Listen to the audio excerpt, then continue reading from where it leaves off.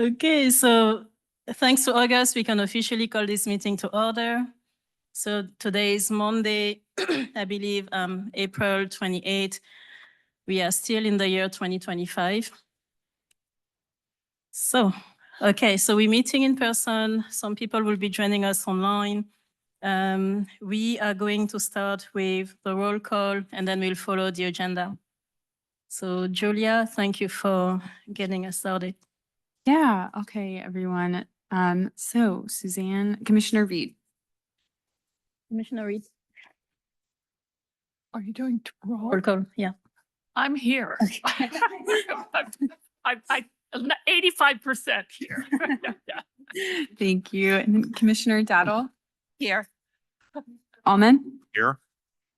Commissioner Kim is not going to be joining us today. Commissioner Serena. Here. Commissioner White. Here. And then Commissioner Austin. Don't see her online yet, but we'll keep moving along.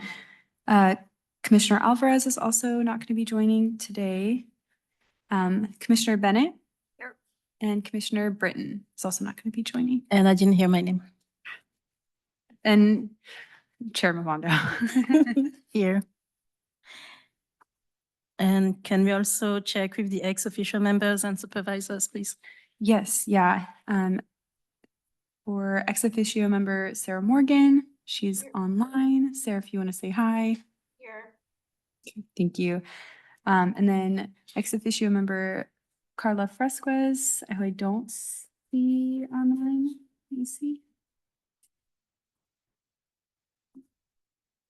Thank you. And do we have representatives for Commissioner Allen or Frericks? Yeah. Oh, Supervisor Allen or Frericks, sorry. Me just checking online really quick. No, I don't see anyone Okay. online. Thank you. Okay, wonderful. So everyone, so let's get started with the items on the agenda. So we are going to read the land acknowledgement, and I think Commissioner Britton is in here, right? He's not here. Yeah. We have a volunteer, I can do it. Commissioner Serena. We should take a moment to acknowledge the land on which we are gathered. For thousands of years, this land has been the home of the Patwin people. Today, there are 3 federally recognized Patwin tribes: Kachil Dihi Band of Wintun Indians of the Calusa Indian Community, Quetzal Dehe Band of Wintun Indians, and Yocha Dihi Wintun Nation.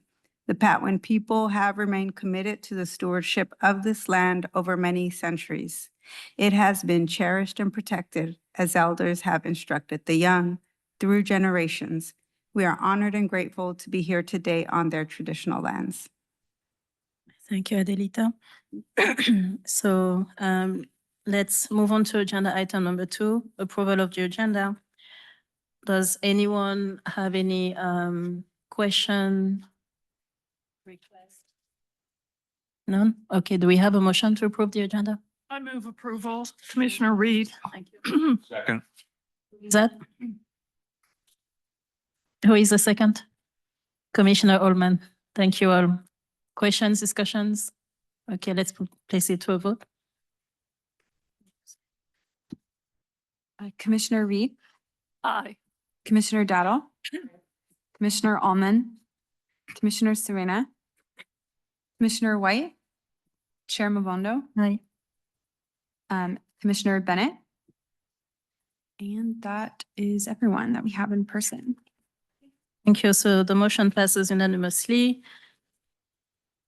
Do we have any public comments at this time? This is agenda item number 3. Let's see. If there are any public comments online, go ahead and add yours. And if not, we can go ahead and keep moving. Okay, I see Scott Stewart has a comment. So Okay. Scott, I will give you the floor now. Scott, thank you for joining us. You're welcome to share any affiliations you'd like us to be aware of, and you have 3 minutes starting now. Hi, this is Scott Stewart. I'm a Davis resident and a longtime follower of the Yolo County Climate Action Commission. Part of my ability it is to be a little bit more mobile out there, and I've found that unfortunately last 2 years we've been developing a YOLO subbasin groundwater agency plan, and there has been unfortunately what seems to be a situation where wells are being approved where there's a focus area and groundwater is very has been shown to be dropping even in years when there have been wet years. So I don't know what the commission can do, the commission being somewhat separate from the county. But I think it's a complicated situation in that we do have a lot of attention on this water situation. At the same time, the result was a 3-2 vote in favor or rather against an appeal that was made by the community, where a lot of evidence showed that the well that was approved was not what it was supposed to be specified as. It was much larger. It was not a replacement well. It was not a domestic water well. So the details go from there. But I guess my point is considering this is the Climate Commission, if we lose the ability to grow food in the Capay Valley because of the large wells that are going in for perennial trees, olives, and almonds, it's going to be really hard to be sustainable in this community. So I just thought I'd bring that to the attention of the commission. Thank you. Scott, thank you. We took note of your comment, and yeah, so I'm curious to see how everything you shared ties into the climate action and adaptation plan long-term goals. So that's something I'll research personally. Thank you again. Do we have any additional public comment? We do. Yeah, we have Juliet Beck. One thing I just want to mention is that I see Oliver Snow has joined online as a representative. Okay. So thank you, Oliver, and I've put you, added you as a panelist. So Thanks for joining us, Oliver. And Juliet, you have the floor for 3 minutes starting now.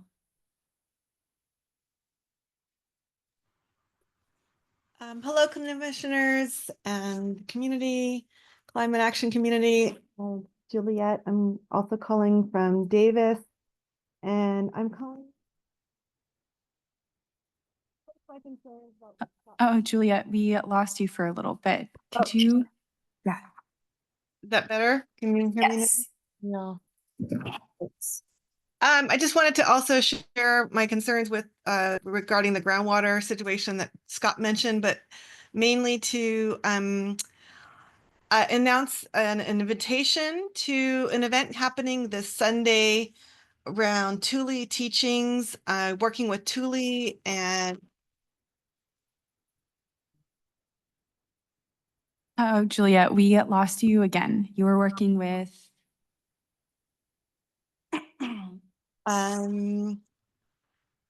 YOLO Soul is inviting community members to a gathering at the International House this Sunday from 3 to 6 to work with Thule. Diana Almendarez is a cultural practitioner and an advocate for wetland restoration with cultural values and uses. And this is happening, a gathering that can be very celebratory of our love for wetlands in the region. And there'll be food and acorn cake and all kinds of wonderful aspects of the event. So please join us on Sunday from 3 to 6 at the iHouse. Thank you, Juliet. It's noted. And also as a reminder to anyone in attendance or who will be listening to the recording, we have a newsletter, and the news that Juliet just shared is also in the newsletter. So thank you, Juliet, for the reminder. Any additional comment? No additional comments at this time. Okay. Thank you. So this concludes our time on agenda item number 3. Moving on to agenda item 4. Let's discuss the minutes of the February meeting. So does anyone have anything they want to add? Is there any amendment, edits, corrections needed?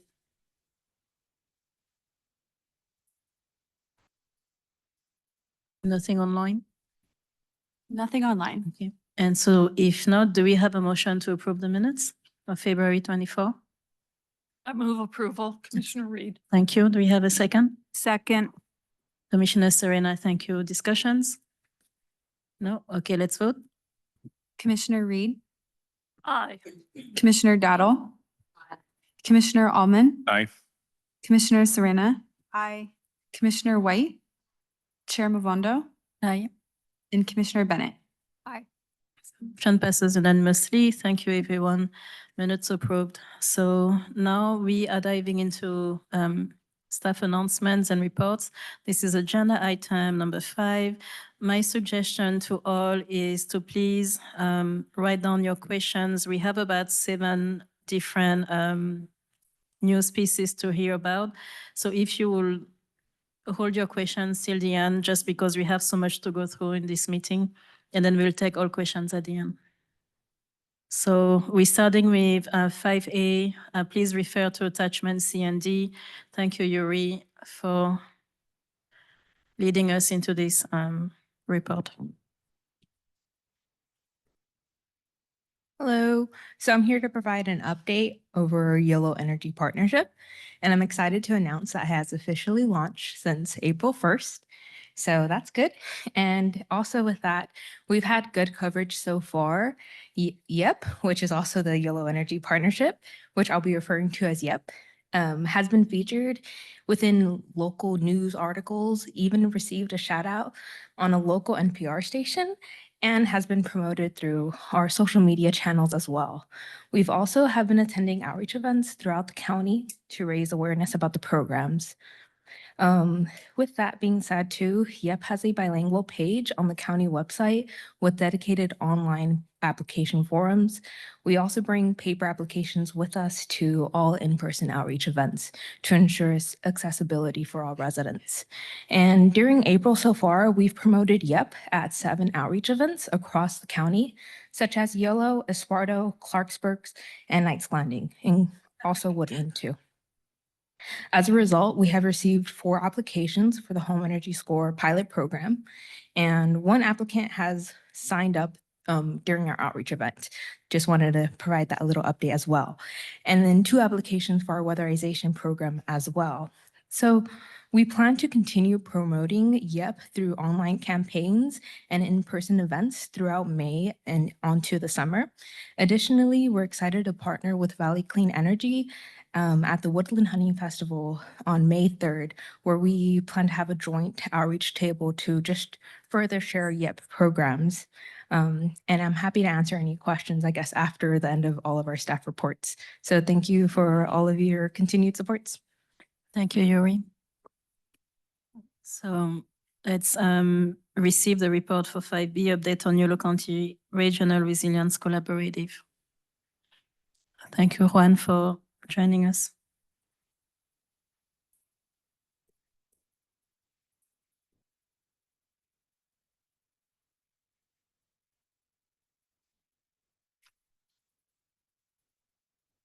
So over the last month, Yolo County and Federal Law Strategies have been conducting interviews with city governments, public agencies, and CBOs regarding engagement capacity and governance for the regional collaborative. So attachment E contains an FAQ flyer, both in English and Spanish, that we've been using to inform these public agencies, city governments, and CBOs regarding our plan. These FAQs also contain a link to a survey intended for CBOs only. And again, it's to gauge their engagement capacity with the collaborative. So we have been doing these interviews over the past month, and we hope that these interviews inform how the collaborative will be governed and how it will engage with the wider Yolo County CBO community moving forward. Thank you. Thank you, Juan.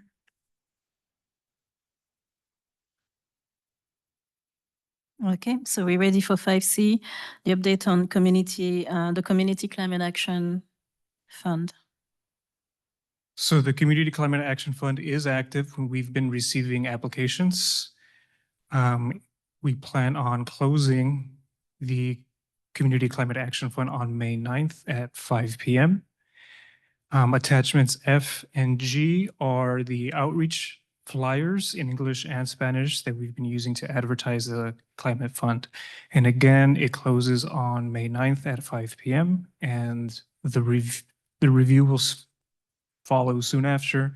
The review committee consists of myself, Kristen Raithwall, Yuridiana Pantoja, and 2 members of the commission, Robin Dettel and Suzanne Reed. Thank you. Thank you. Okay, so let's hear an update on the outreach and community engagement schedule.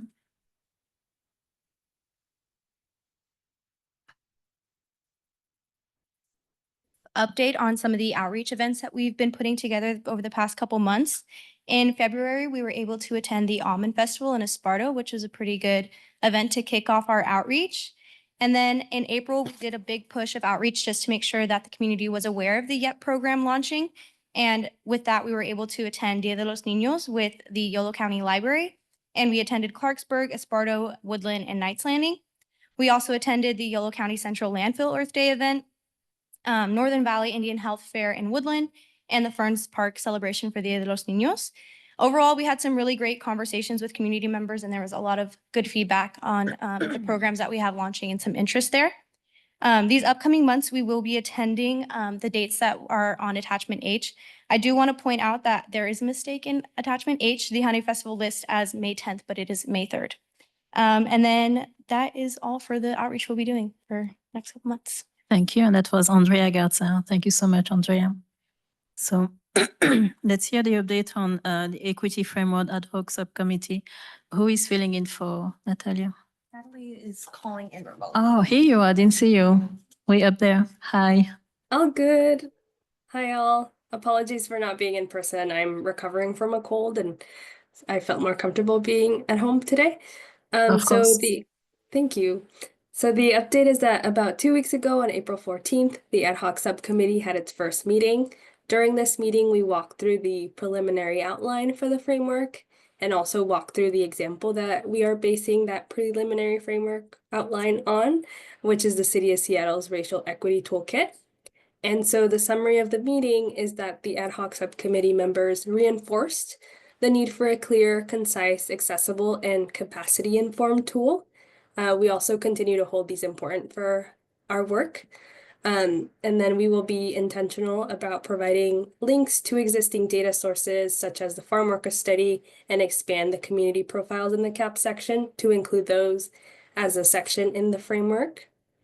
And then also the ad hoc subcommittee mentioned something about having the toolkit be something that sustainability staff use to pause and think, and where folks take a reflective look through the implementation plans to ensure equitable implementation of the CAP actions.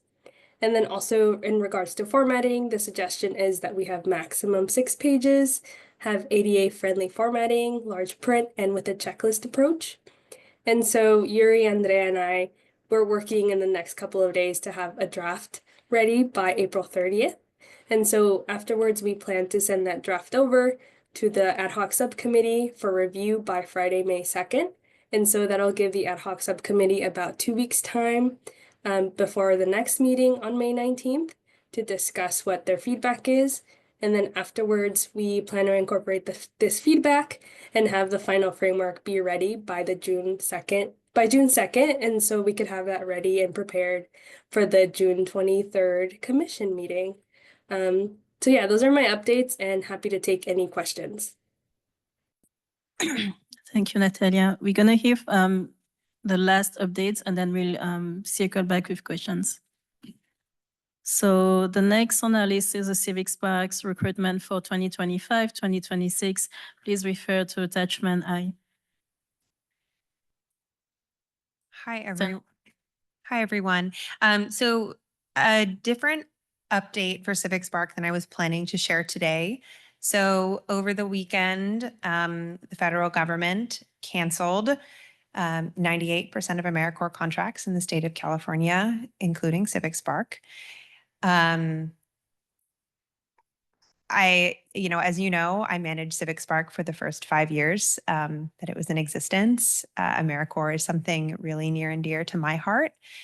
And we are all still trying to figure out what this means for, first and foremost, our fellows who are here today, still serving with us at the county.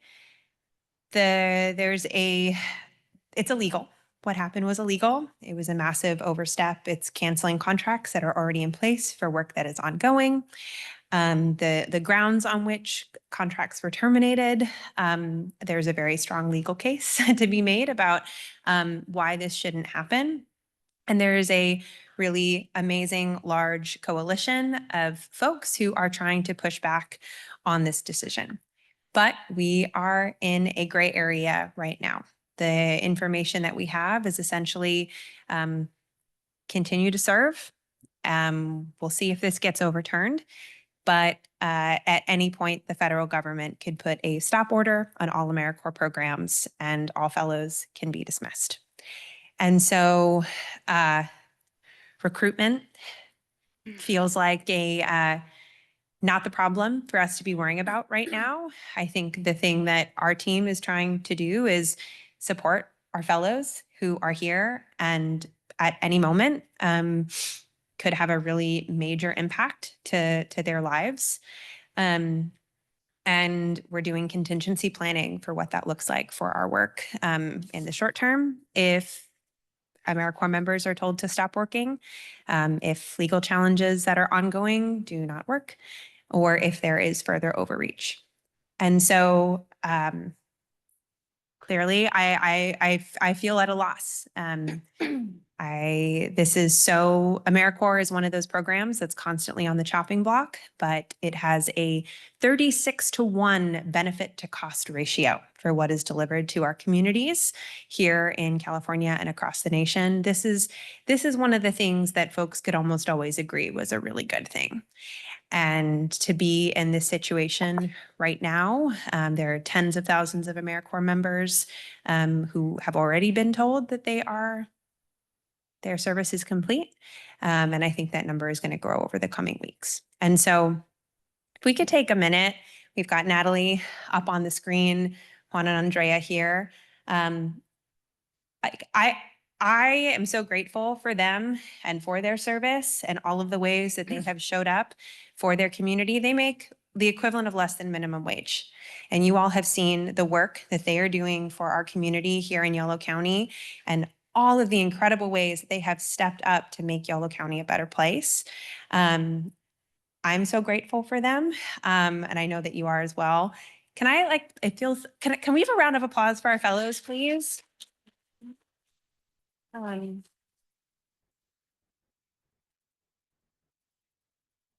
And you have a group of folks, I'm speaking for the commission, that in the event that your service ends swiftly, like we have a lot of folks here who are going to be working with you to try to find what your next steps are. And we are so grateful for you. And I'm so sorry that you were all in this position. We brought you on to the county to hopefully do good work. And this wasn't in our playbook. So thank you for being here, for continuing to show up. And we're with you and we're going to find a way to make this work. So thank you all. Thank you, Kristen. So if it's okay with everyone, we're going to hear the last agenda item. And when we react to everything we heard, I will suggest that we start by once again addressing Civic Sparks Fellow. And this will be the time to please express everything you like to them. Thank you. Update on the California. Yes, it's okay. Take your time. Yeah, wow. So the California Climate Energy Collaborative Forum is a very large statewide climate and energy conference here in California put on by CivicWell. And so Bernadette is not here today, but shout out to Bernadette and the CivicWell team. It's a wonderful event. I just wanted to share that the sustainability team will be on 3 panels and have a poster. So it's really exciting to see other jurisdictions also reaching out to us. So Yuri is going to be sitting on a panel with some folks in from Berkeley to talk about the home energy score program and pilot and how pilots can be done effectively, equitably across California. Yuri and Natalie are also going to be doing a pilot program or a poster session on YEP overall. So talking about weatherization programs, home energy score, how do we do engagement? How do we get programs like this funded? And then I will be sitting on a session talking about creative climate funding. Lot to say about that right now, but specifically working with Petrea from Consera Solutions to talk about the work that went into developing the funding strategy for our early action projects and how that turned into 6 fully funded programs through a variety of means and how other jurisdictions might think about approaching funding in our current landscape. And then we'll be doing a session with Sonoma County, YOLO RCD, and then the statewide soil hub coordinator to talk about how natural and working lands should be a central part of climate action planning for any jurisdiction in California. So very excited about being able to share some of the work going on in Yolo County to that audience and continue to connect with other jurisdictions doing this work as well. Thank you so much, Kristen, and round of applause for the sustainability team for being on that many panel. How did you say 4? And I, if I could make one other Yeah. announcement, and then I have another announcement that I'll do after questions. But I wanted to introduce Farhat Nazib Chowdhury. Farhat is a Humphrey Fellow at UC Davis, and I'll put Farhat on the spot in a second. And there's a microphone right there. If you would like to come up, you're welcome to. But Farhat is a UC Davis Humphrey Fellow who will be with us through the fall, has a lot of really amazing experience, and we're really excited to be able to work with and learn from her. So do you want to just say a very quick Welcome, intro? Farhat. Maybe. Now, I think so. I think I heard. Yeah. Hi, everyone. My name is Farhat. I'm from Bangladesh, and I'm one of the 12 Humphrey Fellow at UC Davis this year. By profession, I'm an architect and humanitarian. For last 6 years, I have been working for humanitarian emergencies and also disaster response. And the reason to come here at UC Davis under Humphrey is to learn more about climate responsive infrastructure approach. And that's the reason I was lucky enough to get engaged with Yolo County's climate mitigation activities. And I'm looking forward to a wholesome part of my life with Yolo County experience. Thank you. Thanks for joining us, Farhat.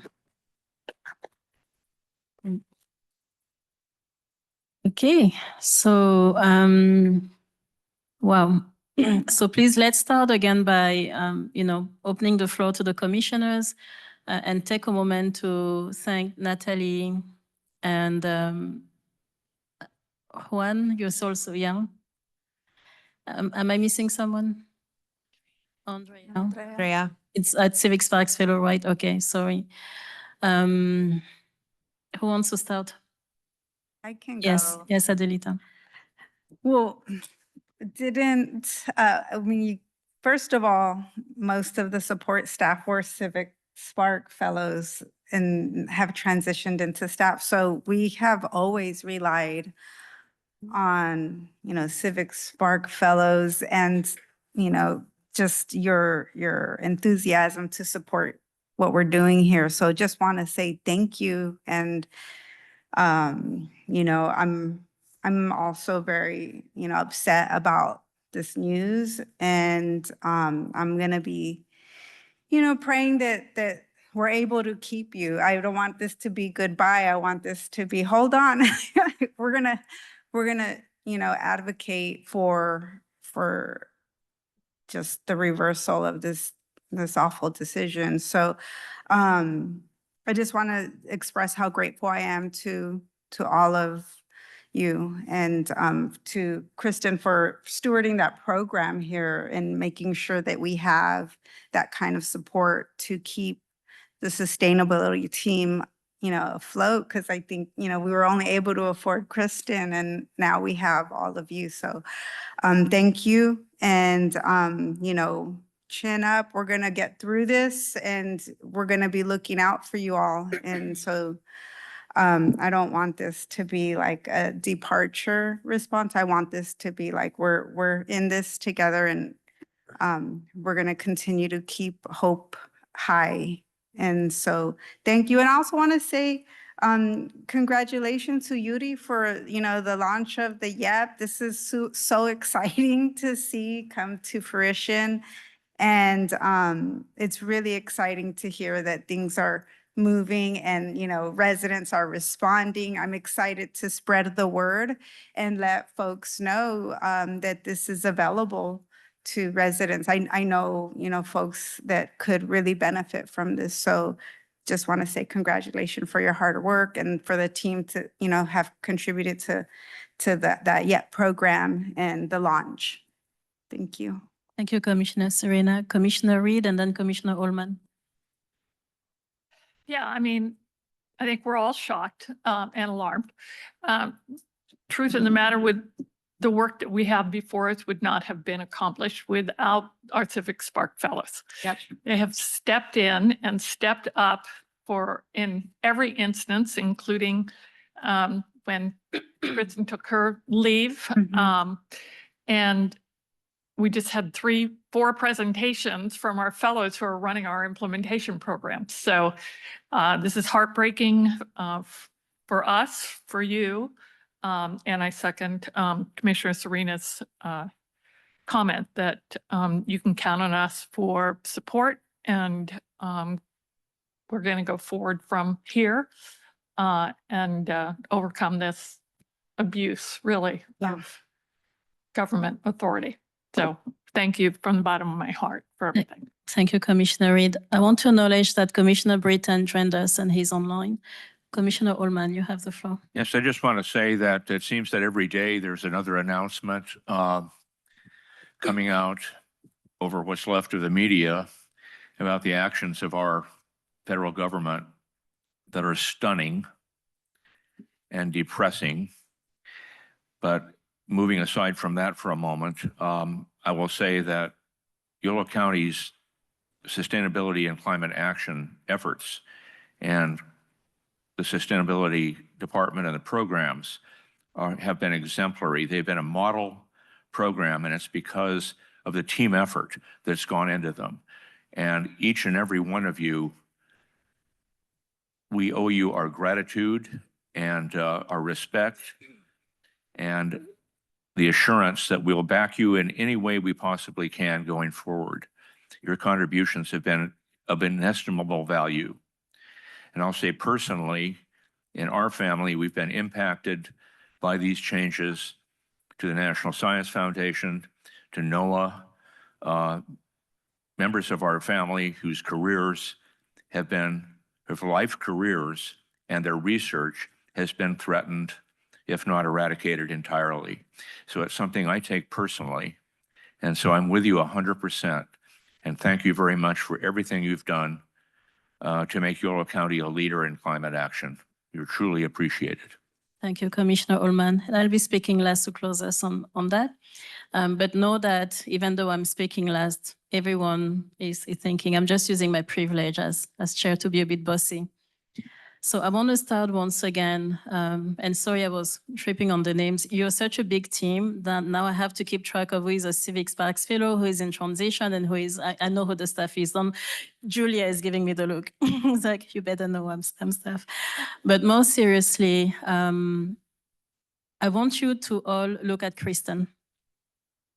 And remember that she was a Civic Sparks Fellow. And remember that she's someone who has overcome so much to be where she is today. And in being able to look at her, and I know you already are looking up to her, I hope that it inspires you, and I hope that it gives you strength. And the thing that I need to say again, which is obvious, we all know it, but it warrants being said out loud. Any challenge is something we can overcome. And you have already overcome. And you're going to keep proving that over and over again. Number 2, the work that you have been doing the seeds that you have planted, they're going to produce something great, and it's always going to have your name on it. You're leaving a mark that is going to stay in Yolo County because you've been part of all the work we're doing. So thank you for that. Number 3, as you've heard already, you're part of a team. And the team isn't just Kristen and Julia and Yuri and Tessa. It's all of us as well. And it's many people in the community who know your name and know what you've been contributing, included our elected officials. So please do not hesitate with whatever you need moving forward, letter of recommendation, referral, just a question, just an advice, or just, again, needing just a cup of coffee and talking with someone. We are here. So please do not be strangers and don't hesitate. And last but not least, just a piece of practical advice. Continue to plug into networks. Continue to find networks to belong to, because that type of, I want to say, system, like creating relations with people in the same field and so on, that can open doors. And the train is always moving. So we heard the news today, but that news is not the end. There's lots of counter response that is happening behind closed doors. And my thing is, just please keep up with the great work you're doing. Keep your spirit up, because this is definitely not the end. So thank you again, and let's continue this meeting, and let's continue to create good trouble in Yolo County. Yeah, okay. So Kristen, there is something you wanted to say before we flood you with questions? Oh, You look like you wanted to say you something. can flood me with questions Okay. about anything else. I have one other Yeah, upbeat. that you wanted to thing. give for the end. Yeah. Yeah, okay. I can take So- questions first. I'm gonna get us started with the questions, if it's okay. So let's see. I think I want to start with, let me look at my notes. Okay, so 5B on the collaborative energy, you mentioned that interviews, I think this is for Juan, and Kristen, of course, can answer. So when you said, there were interviews made and all that, are you talking about the organizations that are part of the collaborative, or are we talking about CBOs in YOLO in general? Both members of the initial planning group and then with additional potential members as well. Okay, thank you. And then I have one last question. I'll save it for last. That has to do with UC Davis and Carla Frisquez is in here. Yeah, just quickly. So on the YEP, this is for Yuri. Is there like a cap on the YEP in terms of how many? Can you remind us what that cap is? And can you let us know if when it comes to the logistic, the platform, everything has been going smoothly, no crashes and things like that? Yes, we haven't received any questions so far. We haven't received any questions so far. Everything's been going smoothly. And as far as for our home energy score, we have a max capacity of 50 free home energy assessments that we're planning to give away this year as well. For the weatherization kits, we have 300 kits that we're planning. Okay. But that one could potentially get flexed just since that one's a more customizable piece as well. Okay, 300, that's what I was remembering. Thank you. Any other questions? Commissioner Serena. I have a question about 5C, the Community Climate Action Fund. And this is just like something you mentioned is that the deadline is the 9th. Is that correct? At 5, can it be to midnight? I just feel like I filled out grants before and it's always like May 9th, okay, midnight. Like people sometimes, I don't know if that's possible to not have the deadline 5 p.m. I think we'll have to check. Right now, we've already, I'm going to say, no, it's already been advertised Yeah. as a 5 p.m. And so we would need to do a complete renotice to extend it. So we're keeping it at 5 p.m. Was there a reason behind the 5 p.m.? Yeah, I was like, It's standard for the county procurement. It's always 5 p.m. is the time that they choose. It's typically 2 because then if anybody is trying to submit staff is there till 5 p.m. So if somebody has a last minute submission question or issue, they can ask staff. In the evening, we get into, but nobody was there to answer my questions, and staff, it's not reasonable for staff to be on board until midnight. So that's typically why procurement decides 5 p.m. just to be there in case questions arise. Commissioner Serena, more questions? Only one. Okay, thank you. Commissioner Dattel. Yeah, my question is about the Resilience Collaborative. So another hat that I wear is the facilitator of our climate group at the Unitarian Church. And I'm interested in whether you would welcome places of worship as part of this collaborative. Yes, so we discussed this internally, and yes, we consider religious organizations to be CBOs. We did reach out to several religious organizations regarding the CBO survey. So they are also eligible to fill that out. Yeah, and please feel free to pass the flyer with that link in it along to any organization. And we are happy to connect with you just to confirm whether or not that's already been sent directly to the church. And I'm believing that the Unitarian Universalist Church is on our outreach list. And so I'm happy to confirm with you. But yes, and the survey itself speaks to how can a collaborative best meet your needs? What is your potential level of engagement? Because for us, there's still some questions to be answered around what form does this take? Are there different membership tiers? Do we have a general body where folks can come and participate in discussion? So the survey is a great place to start, and happy to connect with you after, Robin, on any outreach that's happened already. Thank you. Yeah. Stan and Commissioner Dattel, additional questions? That's it. Okay. Do we have any questions online before I go back to the floor? I don't see anything right now, so go ahead. Okay, Commissioner Reed. I have a couple of questions that really apply to a couple of the programs that were presented. Always love seeing the Spanish translations of our announcements, but I wondered the nature of our outreach to other language-speaking communities. And Commissioner Dattel mentioned the faith-based communities, I think is a good entree to some of the, say, the Russian communities in West Sacramento, for instance. So do we customize any outreach for that purpose? So as far as YEP, we do not. We're really mostly focused on English and Spanish, and that's because we're focusing on the unincorporated communities, and they tend to, I guess those are the two popular languages, and those are the only languages we're focusing on. And as far as like faith-based organizations, I do know that one of our CBOs, community-based organizations, in specific Tecolotes, they are going to be reaching out to some faith-based organizations so they can help with promotions, especially like during the middle of Mass for announcements. And I'll add one other thing. So similarly to our main sustainability landing page, on the YEP page itself, we do have an in-header auto translation bar for anything. And it's interesting. I feel like 5 years ago or even 2 years ago, you would do like a Spanish Google Translate, and the translation that it would spit out was terrible.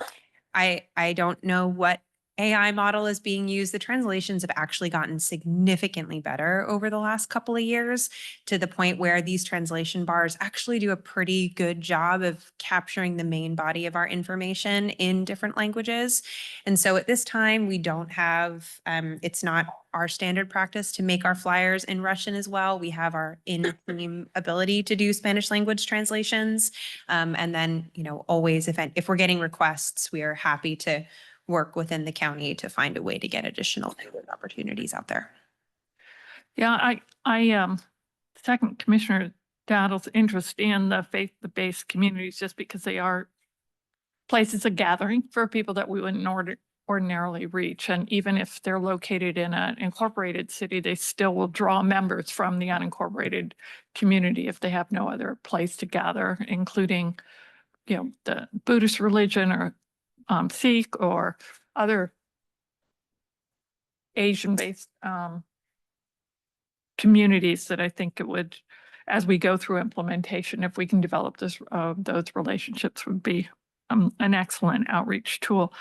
The other question I have was with respect to our collaboration, and I wanted there are several climate-related collaboratives or collectives, and so I wondered how the relationship between our collaborative and the ones that pre-existed ours, how that share mission, how that relationship is playing out at this point, and has that been covered in sort of the interviews? You want to speak to that at all, or do you want me to take that one? So this is something that the planning group has had a lot of conversations about, and ultimately this collaborative, this version of the collaborative, the Resilience Collaborative, came about to fill what we saw as a gap in the existing collaboratives that we're a part of. There are informal government agency level collaboratives that existed. I think that those in the past have been missing the key element of community organizations. There are YOLO Sacramento climate collaboratives that we participate in. And I think the challenge with that is ultimately when we're doing a project with Sacramento, oftentimes we're the little thing on the side that it really isn't getting and they're fabulous collaborative partners. But when you're thinking about funding opportunities, we really needed something that was YOLO County specific. And then similarly, we participate in the Capital Region Climate Readiness Collaborative, a 6-county regional collaborative that feeds into ARCA, the statewide network of regional climate collaboratives and adaptation collaboratives. And so we have all of these nested levels. And what was really missing was a county-wide inclusive of all partners, including CBO, the tribe, the university, and public jurisdictions to do project implementation. And I think a lot of these other collaboratives really are focused on information sharing, resource sharing, and then an occasional grant, but it is less focused on implementation of local priorities on the ground. And so that's why this group came to be. The Farallon Strategies is the consulting team that we're working with. Staff on their team helped develop the Capital Region Climate Readiness Collaborative, ARCA, and then all of these other collaborative networks. So that's one of the things that we've started to have conversations about. And we're not the only region having these conversations. So ARCA typically has been a collaborative of large regions, like the 6-county regions, they're ARCA members. Where do these countywide does the YOLO County Regional Resilience Collaborative become a single member of the Capital Region Climate Readiness Collaborative, of which most of our members are all individual members? So these are some of the things that we're going to have to untangle. But for now, we're having the conversations, we're thinking about it. And then the state is also trying to think about, now that the Regional Resilience Grant Program funded about 12 new, for the most part, county scale collaboratives, how they fit into these other existing networks. So something to untangle over the next couple of years. Thank you for the clarification to the extent it exists. Do have a follow-up question on that. So I was wondering, so we know that several of our school districts are also interested in, climate-based climate-centered solutions in the way they're operating. So are they considered as potential, eligible to be part of the collaborative? Yes, Okay. yes, they are. And I was asking that as a reminder, this news was shared several months ago. So Yolo County Office of Education pioneered a project that will have an entire school campus completely resilient and also home to a microgrid. And this is the first that we know of in the nation so far. So thank you, Kristen. Additional questions on that segment? So far, we are on time. If not, I'll take public comments. Do we have any public comments? I don't see any at this time, so go ahead. Okay, so thank you, everyone. This concludes our time on agenda item 5. So let's move on to Kristen, who had another announcement to make before we look at agenda item 6. So I gave Tess a kind of warning, but not a full warning. So as we shared. So Tess spent a year with us as a Civic Spark Fellow and then has been spending the past 8 months Wow. as an extra help analyst on our team. As folks know, our extra help analyst positions are term limited. And so Tess's time with the sustainability division is really sadly coming to an end. And Julia, do you want to come up as well? On May 9th. And so Tess has been an incredible force on the sustainability division over the past 2 years. Just to call out a couple of things. So Tess has really taken the very early stages of a newsletter and social media program and really turned it into the really robust, incredible resource that we have today. The Youth Calendar Art Contest was completely Tessa's creation, proposed the idea, and I think has been to date one of the most incredible ways that we've engaged youth in a really tangible way across the county. All of the outreach events that Tess did in all different corners of the county to get youth talking about climate action in a really real way. Just so grateful for that. And then just over the past couple of months, Tess has been the person who will wear whatever hat is thrown her way, and has done so many different special projects that have been often behind the scenes. And I want to pull her out from behind the scenes. The implementation plan that we're talking about today, I sat down with Tess and threw a whole bunch of ideas at her of what I would love to see represented in a plan. And within a week, Tess had completely taken all of these ideas and formatted it into a beautiful, easy to read, incredible resource. And I think that really speaks to who Tess is. She is an executor who can really get things done in an incredible way. And we are so grateful that she has spent the last almost 2 years with us. And that's, there's so many other things, but I will leave it at that. And I'll pass it off to Julia as well. Yeah, to embarrass you more, Tess, if any of you have worked with Tess, you know that like the first word that comes to my mind is just excellence. Like Tess is so proficient and just so detail oriented at everything that you work on. Every product that you turn out is just like wonderful and so detailed. And I think from looking back at just a lot of the time that we spent together too, I will like never forget just how amazing it was to have your support and the way that you stepped up while Kristen was out.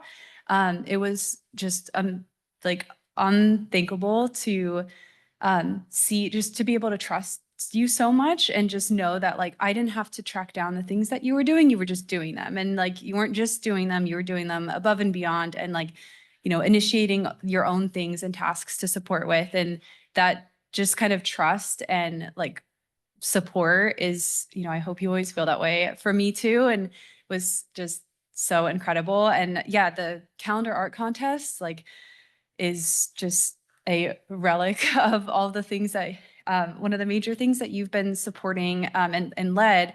And I mean, there's still people who ask about the CAP calendar art contest. I mean, and as you know, Tess had tabled this weekend and we were tabling at an event at the Northern Valley Indian Health Fair. And there were people who were like asking about the calendar and thought that was like the coolest thing ever. And since we still have some extra calendar copies, and yeah, I mean, I could go on and I've really enjoyed the time that like we've gotten to bond too, like when we all did Seek last year and managed that at a really, really early morning and like drove out to the middle of nowhere and killed it and had a great time. And yeah, you've just been absolutely wonderful. So I just want to give you all the kudos. So yeah. If we could please have Tess come up here.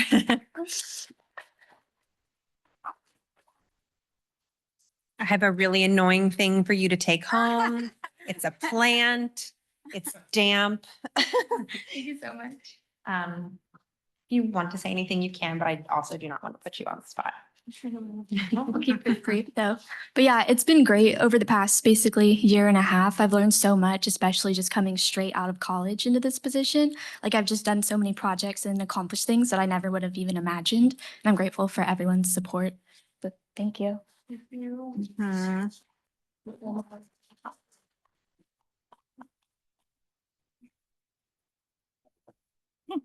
Could we potentially? Yes, A picture. yes. Do you want to like be in? Can I front? say something to, the calendar is the highlight, okay, of just having all the children here. It just was a beautiful thing that our commission and you led and we supported, and it hangs on my wall. And every time I look at a picture or a drawing, I'm like, these kids know what's going on, you know? So thank you for your work and just And being with us. Tessa, what is the secret to your calmness? I have never seen you mad, no matter the pressure, no matter the tension. And you know that here in YOLO, we can be a little bit intense because we care that much. But I really want to commend you for your poise. You have really, really high work standards and work ethics, sorry, and you will be missed. But hopefully you're not going too far away, like, you know, on the East Coast or something. So we hope to have ways to collaborate with you in the future. And no matter which direction, you know, which organization you decide to work with, they're going to be very lucky and you're going to do great work. So thank you again for all you contributed to YOLO County. For the time? Are we doing pictures? Yes, pictures. So I hope you all dressed nicely for the occasion. Wasn't expecting, but of course I don't. I'll be going down there. Down there, right? Kristen, who do you want in the picture? So we're standing, Yeah, you can stand up here. okay? Does that look awkward if we're just? How about like? Okay, let's, yeah. Can we have the Civic Sparks fellow too? Oh.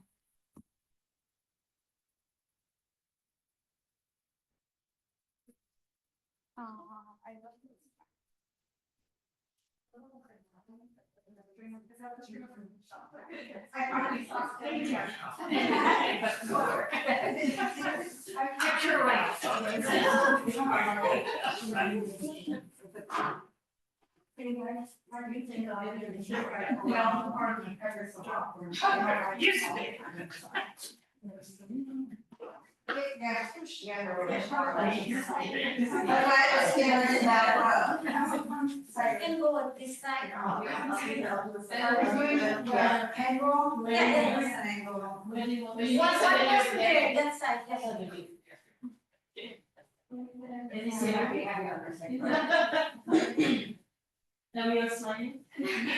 Smile.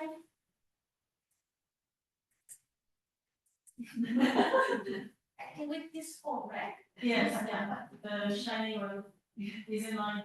Smile again.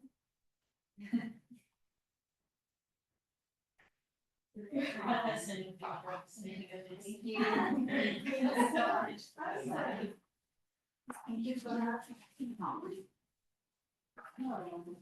Yes. I'm sorry.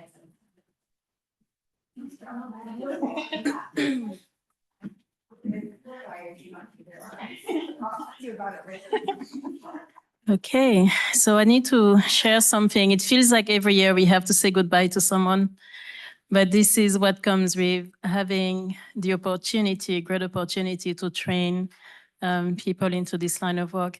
And Kristen, I know we've put the spotlight on Tess, you know, on some of the things going on today, but again, the best decision that was ever made when this commission was started, beside hiring us, of course, selecting us.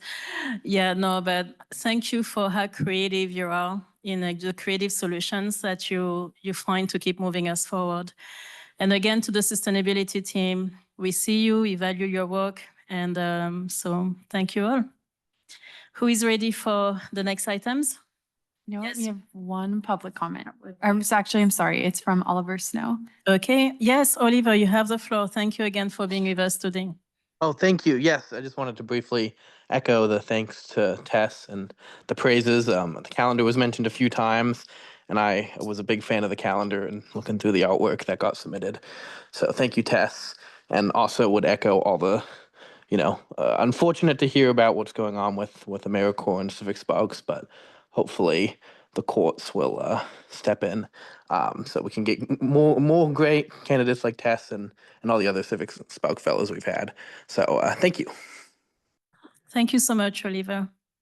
Right. Okay, so Let's then discuss agenda item number 6. So we're going to hear an update on the climate action and adaptation plan tracking dashboard and subcommittee. So Julia, I guess, is leading us in that. Please refer to attachment J and K. I will just say a very quick overview and then I'll pass it off to Yes. Julia to Yeah, add yeah. in any details. And I know we are behind schedule, so going to try to keep this quick. So we are really excited to kick off our CAP dashboard planning process.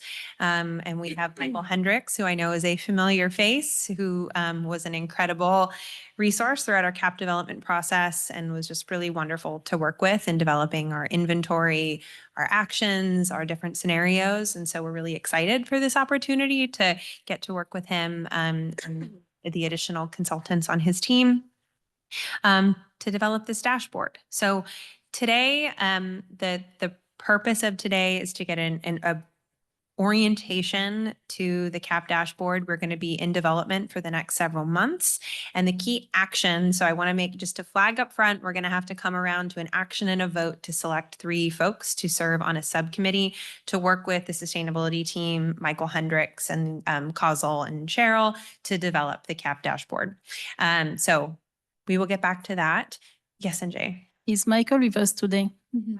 Is calling in virtually, Okay. I believe he is calling in from the East Coast at a conference. And so he is staying up late to be here with us. That is which is dedication. amazing.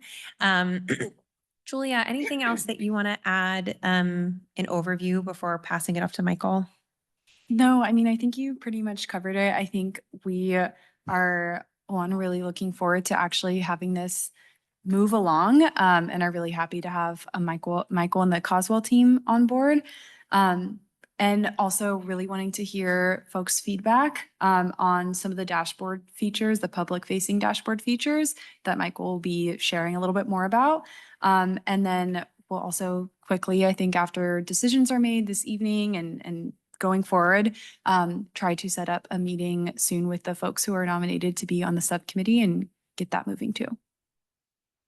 Thank you. And with that, Michael, we can pass it off to you. And if you are able to screen share, please feel free to go ahead. But if not, Julia can share on your behalf.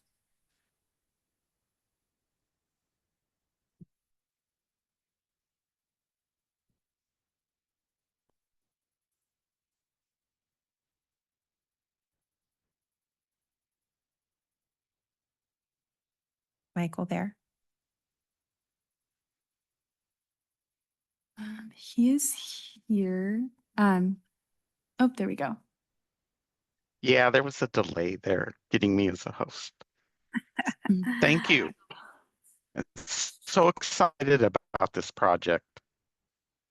Oh, there might be a And Michael. give Michael, me a moment and I'll bring up the slides. And Michael, Yes. your audio is getting a little bit choppy.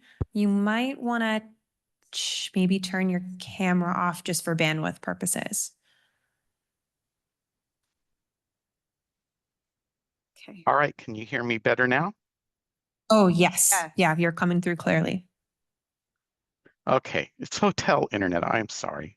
If you don't mind, I'll let you share the PowerPoint and I'll just tell you to forward through slides. That way Awesome. I won't be stressing the internet here anymore. Got it. I'm Really excited to be working with you again. Likewise, Michael. Okay, Michael, give me just a second. I'm pulling it up now. Sure. So while that's coming up, I pulled together a team. Cheryl Liskowski of Cheryl Liskowski Consulting. She's also a sole proprietor. Her and I have worked together for over a decade. She is great at QA/QCing my work. She is just as experienced in climate action planning as I am. She started out as an ICLEI fellow many years ago and worked for San Diego County a bit. She's located in Sacramento, so she good partner with this, and she will be And then Kausal. Kausal is from Finland, so I don't have a representative from them because right now it's 3:12 in the morning. And I just can't have people up that early or late, depending on how you look at it. So I'll just be discussing their company and giving you an overview. Kausal is the software developer for this dashboard, but this is not your normal software development company. If you don't mind, go to the next slide, and so you can see our logos, of course. Kausal started out as a city development staff with the city of Helsinki, and they developed a dashboard to track and show transparency in the progress of their sustainability metrics. And after having completed that with the city of Helsinki, they developed this company, Kausal, to do dashboards for climate action plans specific for local governments. So this is really a good match as far as a software developer. This is all they do. The dashboard, of course, will have both an internal and a public-facing component to it. And that internal part you would think is pretty boring, but I don't think so because it is set up to be very collaborative. It's also set up to be very efficient so that city staff, or excuse me, county staff, as they are inputting things, they don't have to go to another place to do it. They can do it right on their own computer monitor, and those in charge, like Kristen, can have an overview of all of the inputs being made. There's also some collaborative elements to that help as well. On the public-facing side, it is transparent, and you can go on to the next slide if you don't mind. Very transparent in showing all of the progress that you've made. So the 180 plus actions within the various measures for Yolo County's climate action adaptation plan can all be shown, and they can be organized by measure so that you're not looking at all 180 plus at the same time. The other thing on the public facing side is that you can have some forecasting and show progress towards your target and an overview of the progress on the climate action adaptation plan. On the inward side, there's also some components we'll be developing to automate staff reports, that kind of thing. And then the final part is a development of an interactive public-facing component, which will be part of the consumptive inventory. We're going to be probably having offering to the public, the residents of Yolo County, the ability to track their own carbon footprint and their own reductions. And there can be some incentive and even some competition going on as to who can reduce their carbon footprint the most. So that interactive part is something new that Kausal is going to be developing with Yolo County. That's really exciting in the fact that it is going to be very customized to Yolo County. And also a little daunting because we will be the first to test it here at Yolo County. So there'll be some beta versions. I'm sure there'll be some glitches that go through in any kind of beta testing. But at the end of the day, this will be the dashboard I think you've envisioned. And that internal side will help collaborate more the green team in the county and Kristen's sustainability team. So if you don't mind moving to the next slide. This just shows the internal face of it. Many of the components where you do entries are very much spreadsheet based. Most people are familiar with spreadsheets when they're tracking things. So that component is built into this dashboard as well. And I'll take any questions. Thank you, Michael. Do we have any questions so far? I'll get us started while you're thinking. Michael, I thank you again for this presentation and just for joining us. You know, we have a busy schedule. What we just saw, you know, the structure of it. So is this something that you deem, you know, flexible in terms of a few things in might change when it comes to how it is, you know, organized on the platform? I understand this is a MOOC, right? But do you anticipate that this is how it's going to look like, or when the subcommittee is being formed, how do you envision your work with that subcommittee? Well, as far as the organization of the public facing side of the dashboard, we will be working with the subcommittee and Kristen's staff to have the hierarchy of that and how those 180 plus measures or actions, I should say, are presented, and the hierarchy, and whether you bundle them together or show them all together or show them individually, that is customizable. Thank you. Yes, Kristen. And hello. Yeah, we can hear. Yes. And I think that, you know, the screenshots in the slide are just mock-ups. Yeah, The different links in the staff report are a couple of other US-based examples, and they're really dynamic. And I have a lot of different functions that we could work in based on what we feel is useful or necessary. And I think that was one of the things that felt really exciting about the demo that we did with Kozlo, was how customizable the format was and how visually appealing it was. I think we saw a lot of different platforms presented to us.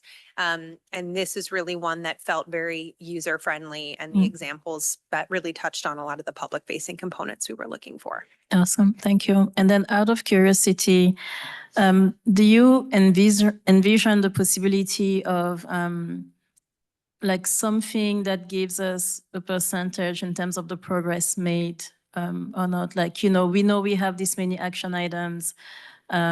These are the ones that were done, which means we are, you know, I don't know, 60% away from potentially reaching the goal. So I can't speak for Kozlo. I know they have, whether it's on time, paused, or ahead of time, but I think we can turn that into percentages. So I think the answer is yes. Okay. But I'll ask that to Sam when he wakes up in the morning and make sure of that. Thank you. And then I was asking because I have a something in mind, and I'm happy to send you the link just for reference, just so you look at it, but no pressure. I was just asking. Thank you. Sure. And I'd suggest everybody look at the City of San Diego's Climate Action and Adaptation Plan dashboard. That one has a similar number of actions to Yolo County, so it's a good, it'll give you a good idea of how the dashboard works and what it looks like. Thank you. And then you mentioned also that Kozal studied in Helsinki, right? So they probably, the city may have something up as well. Yes, City of Helsinki does have a dashboard. It'll be in Finnish. Not sure how much you'll understand, but the graphs and things like that will show you their progress. Yes. Thank you. Commissioner Dattel. So let me begin by saying I was thrilled to see that this dashboard will be consistent and compatible with Esri's GIS software, because I think people like to see maps of where around the county things are happening and maybe where they're not happening. So a spatial point of view will be on display through this. That's fantastic. I am concerned that we get potential users of this who are maybe not represented on the commission as part of the discussion of the dashboard. So I'm thinking, for example, of Davis Community Media's new YOLO Local Civic Engagement Hub. They are working on becoming a more sort of source of centralized source of information that would be of interest to people who are civically engaged. What would be useful to them as a sort of form of public media. I think Cool Davis will be your friend when you talk about competitions and checklists and personal household engagement with this, because they have a lot of experience around that. So I think there's some really great community organizations out there that I would like to see consulted as we create this. But I'm really excited about this. I think having this available, I mean, both internally, of course, but I'm thinking primarily externally for the public, to see in a user-friendly way, to see how we're doing. So I'm hoping for lots of baseline data, lots of goals, and yes, on the San Diego version of this, you can follow along the percentages of work accomplished. Thank you, Commissioner Latta. All right.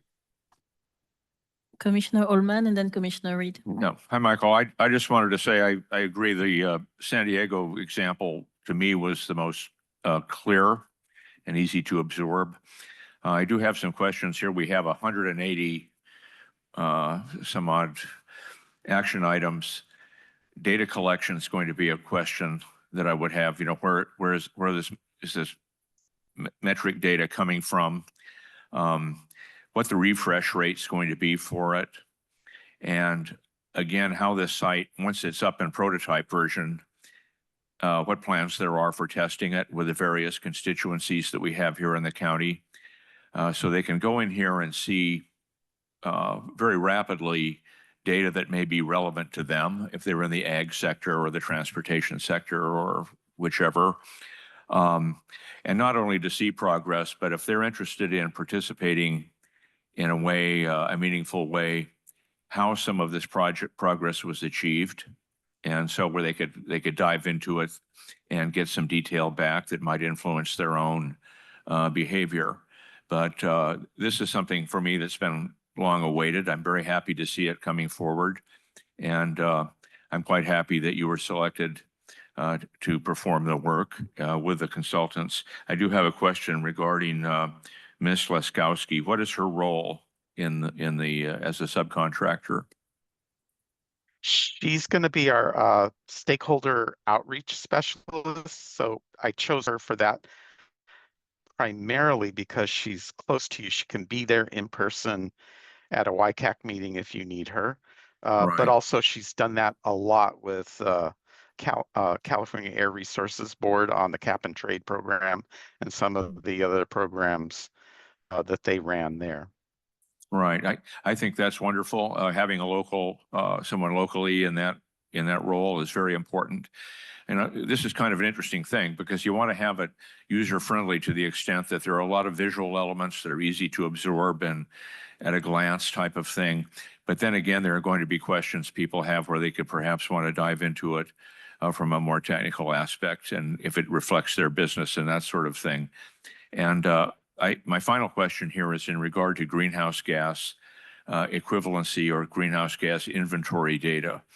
How do you propose to do that? Are we going to get are these going to be estimates or are they going to be based on some methodology that's generally recognized as best practice? So they will be using methodology that is deemed best practice. I am working on the draft data matrix right now. And what that is doing is looking at those actionable things that will show progress. As an example, an EV charger being installed in a home and what we can expect on average as far as GHG reductions associated with that. Some other matrix I want to put in there on the municipal reduction side is dollars saved to the county because of things being implemented, because I think that's a good metric to show on the public side as well. Okay. One last thing I wanted to comment on was the dashboard is really nice on the public side because you can drill down by clicking on the, like if you see a measure and you see the, whether it's on time or delayed or whatever, you can click on there and get more details and drill down, if you will, if you want to know the details. Okay. And how often will the data in these respective buckets be updated? What's the refresh rate? That We're going to be working Yeah. with the county on that. It's as quick as the staff can input into the dashboard. The dashboard itself is instantaneous, but it's the folks tracking the applications and that kind of thing as things get implemented, putting it in on the back side of it. Okay. And I guess my final question here is, are there certain pervasive standards that are used across various constituencies who have already developed dashboards, for example? So we're comparing things on an equal platform, apples to apples, if you will. Have we reached that point where there are some standards that this dashboard would reflect?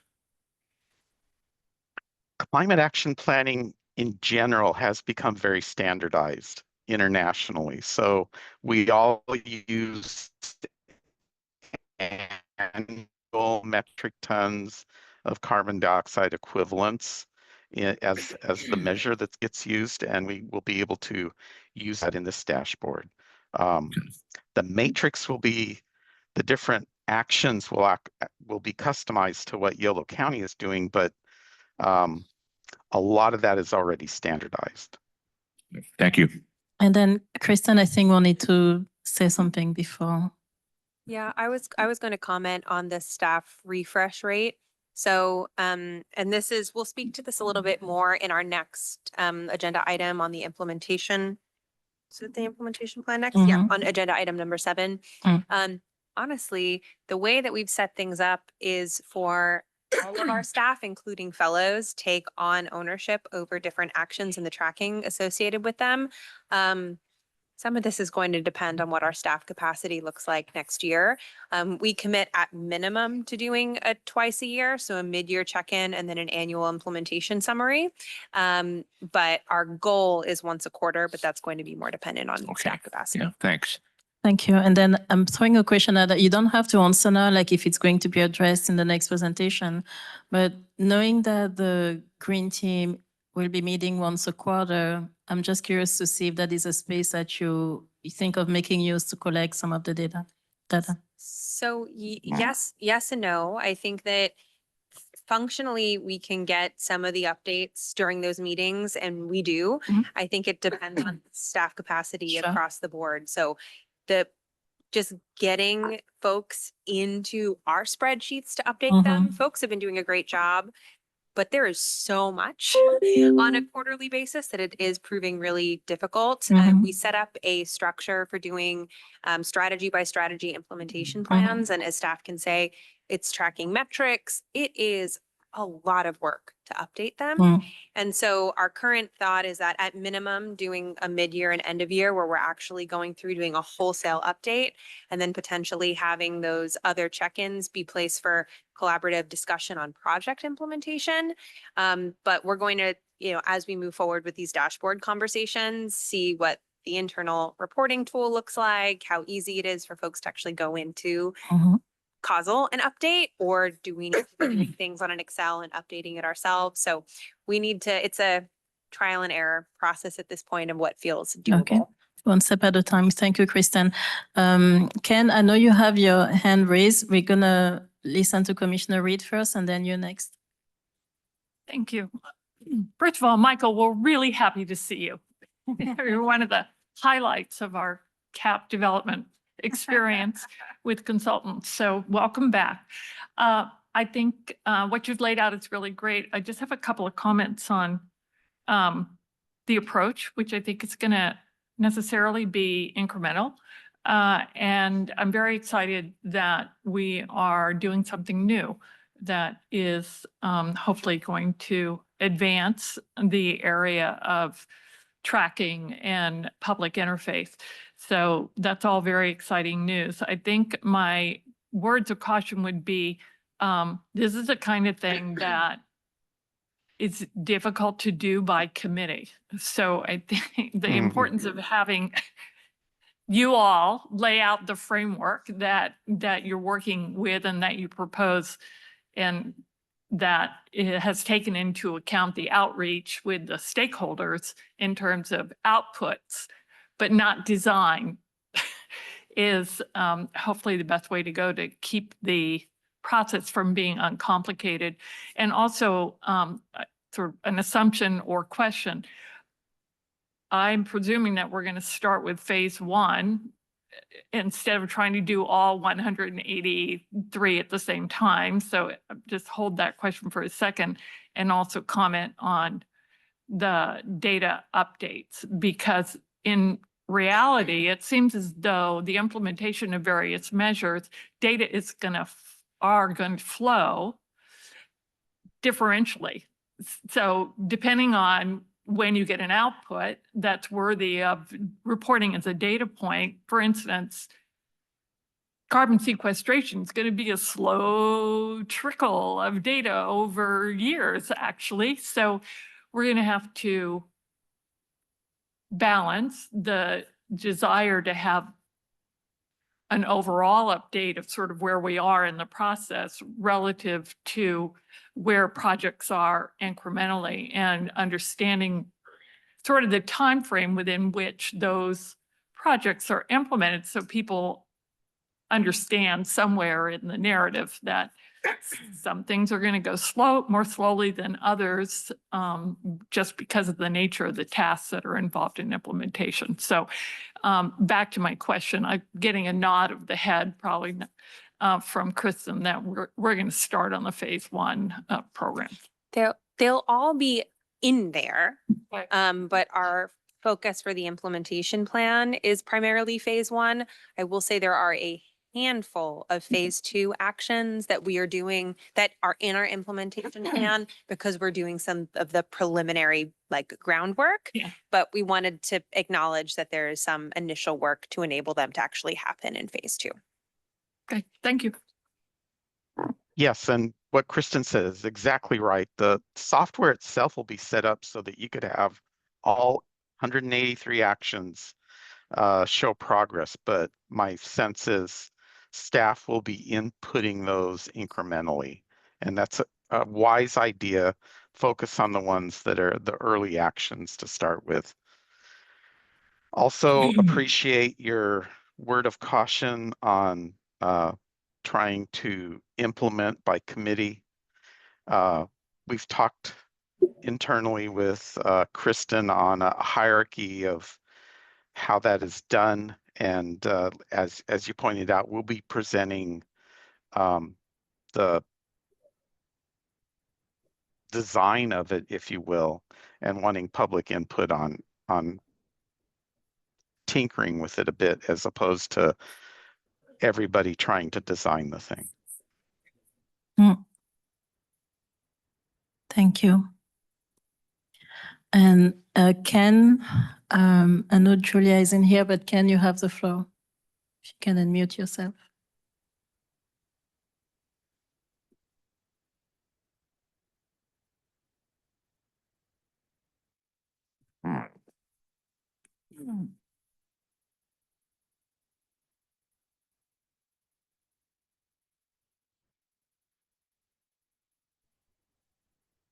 It looks like he lowered his hand. Okay. No? So do we have any additional feedback or question in the room about public comments? Oliver Snow raised. Okay, Oliver, you have the floor. Thank you. Thank you. Yeah, I'm looking forward to seeing this develop more. I think it's definitely a really, I could see myself spending a lot of hours just like poking through it, and I'm actually looking through the San Diego one as well. I appreciate that you mentioned the adding a metric showing like dollars saved. I think that would be a great thing to sort of have on there, just to sort of, it's always good to remind people from an economic perspective how much investing in, you know, the climate and climate action can save tons of money down the line. So I appreciate the inclusion of that.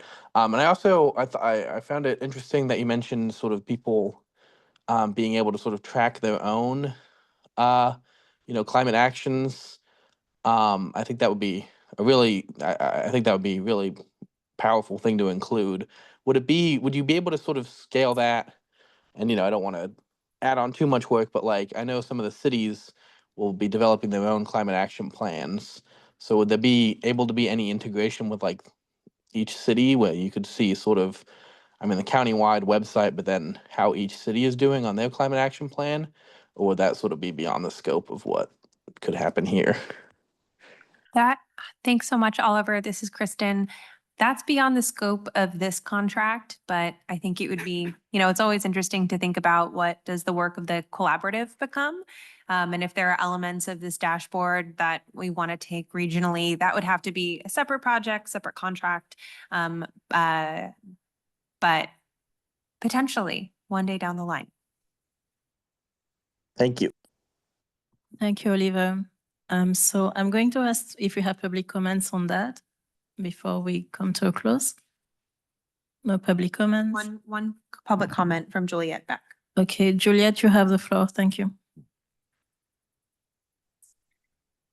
I just wanted to follow up with that question to clarify then. So the being able to track your climate actions is then geared for residents of the unincorporated areas of the county. Is that it? So a lot of the low income residents and people that probably have some of the smallest carbon footprints in the counties are the ones that are going to be using the dashboard. Is that, and that particular aspect of the dashboard, is that what it's geared for? Kristen or Michael, you want to take that? Anybody is able to use the tool. Just as a reminder for us, our jurisdiction is over the unincorporated area. And so we are not including municipal actions from the cities. But anything that is related to the CAP as it exists in its current form, 183 actions, folks from the incorporated area are welcome to include those actions, but our community-wide inventory is focused on the unincorporated area. Thank you, Kristen. Thank you, Juliet. I'd also say on the interactive part, it is really to encourage the residents of Yolo County to participate in implementing the CAP on their own personal level. And that was the idea of having this interactive component be a measure of their own carbon footprint on a consumption basis. Okay. Michael, thank you. And thank you, Kristen, again for, taking the time to address everything that you heard tonight. So this concludes our time on agenda item number 6. I am inviting us to move to agenda item 7. So we're going to listen to a review of the Yolo County Climate Action and Adaptation Plan from Kristen. Thank you, Kristen. Oh yeah, we have to vote. Who wants to be chair tonight? A reminder, because I forgot to. Okay, thank you all. So yes. So we need 3 volunteers to sit on the subcommittee. See 2 immediate volunteers from Commission members Allman and Daddle. See 2 additional from Commission member Bennett and Commissioner Reed. And Commissioner Reed is are you pointing to? Yeah. Okay. So then Commissioner Bennett, Allman, and Daddle. Okay. Thank you. And what do we need to vote on again? The adoption of the committee as with the 3 names. Yeah, the action would be to establish an ad hoc subcommittee to support the development of the CAP port tracking dashboard with the 3 members as stated. Okay, so who is making a motion? I move that a subcommittee be created that includes Commissioner Coleman. Allman and Bennett. Thank you. Those three commissioners. Yes. To assist in the development of the dashboard. Thank you. Do we have a second? I second. Commissioner Serena, discussions? No, so we're ready to vote. Commissioner Reed, Aye. Commissioner Daddle, Aye. Commissioner Allman, Aye. Commissioner Serena, Aye. Commissioner White, Chair Mavondo, and Commissioner Bennett. Aye. And sorry, Commissioner Britton, who's online. Hi. Can you hear Thank me? you. Yes, we can hear you loud and Great. clear. The motion passes unanimously. Thank you, everyone. Before we move on to agenda 7, is there anything that my deprived brain is missing? I need food. No? Okay, so we're moving on to agenda item 7. So Kristen, you have the floor. Please refer to attachment L and M for the Yolo County CAP implementation plan.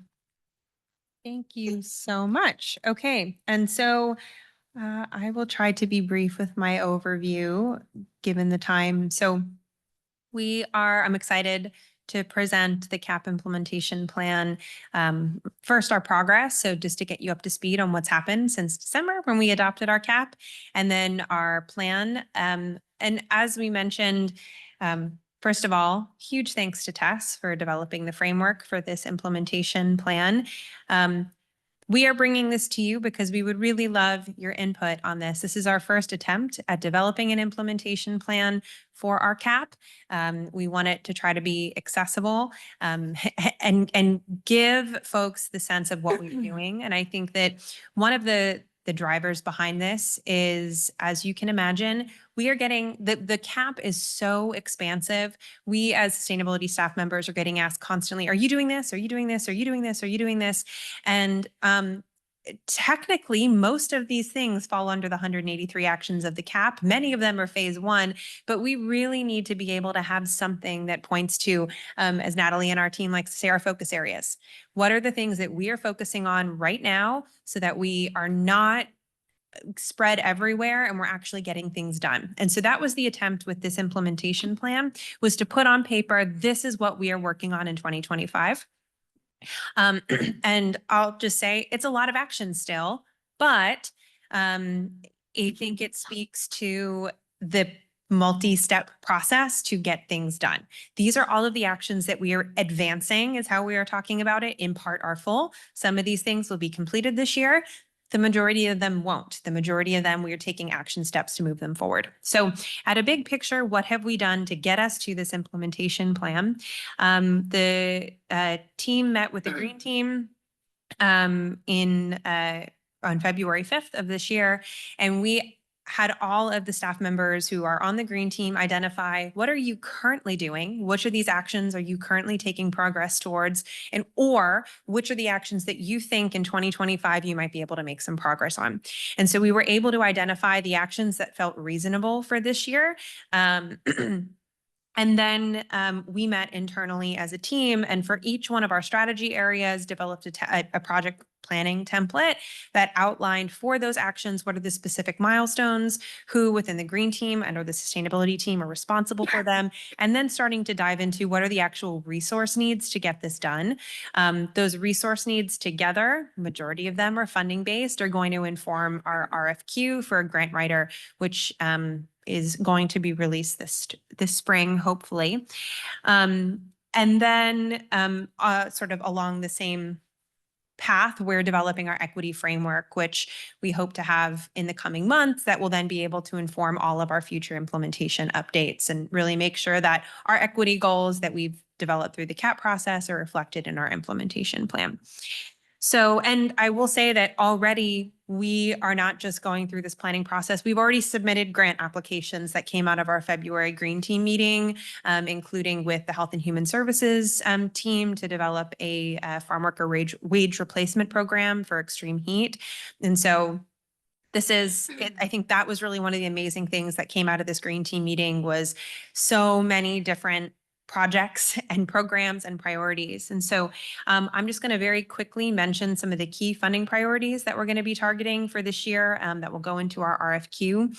So natural and working lands program implementation, their federal funding for natural and working lands development is all up in the air. And so there are a lot of growers in Yolo County who have had their funding paused, reinstated, paused. They're not getting reimbursements. That inconsistency really puts our programs that are so reliant on implementation funds at risk. That buy-in is huge. And so for us to be able to find and identify some really consistent funding sources for TA and incentives is a key priority. Natural and working land, 66%, give or take, of our total emissions reduction potential. So that's huge. Resilience centers in the unincorporated area was another huge one. We have submitted funding for a grant application for this to EPA. That program has been put on pause. But there's this key need to build out. We have cooling centers, but this layer of resilient centers that really offer additional community programming can be deployed for longer periods of time during disasters, and then have those additional wraparound services that really make it a community hub. That's a key priority. Just to go through a couple of these, YCCAC, so the YOLO Active Transportation Corridors program. We've been working with YOLO TD as they're finishing their YCCAC plan development process to work together to identify a couple of key active transportation projects that we can go out for funding for together. A lot of the bike pedestrian infrastructure and transit expansions are all covered in YCCAC and then are referenced in our CAP. So that's going to be another opportunity there. Public funding for additional incentive programs. So filling the gap at the federal level that will continue to grow as programs are put on hold. But think HVAC, EV, chargers, cars, e-bikes, et cetera. So expanding existing programs. Maintenance funding for fleet side EV charging. So just to get on the municipal side, get our fleet transitioned over, but then also the additional staff support needed to do that, needed to build out our EV charging infrastructure and our associated electrical capacity infrastructure. That needs staff. And then just to touch on these last two, expanding the depackager for commercial food waste. So additional support for the landfill to do the amazing work that they're already doing and just expand it to a larger commercial scale.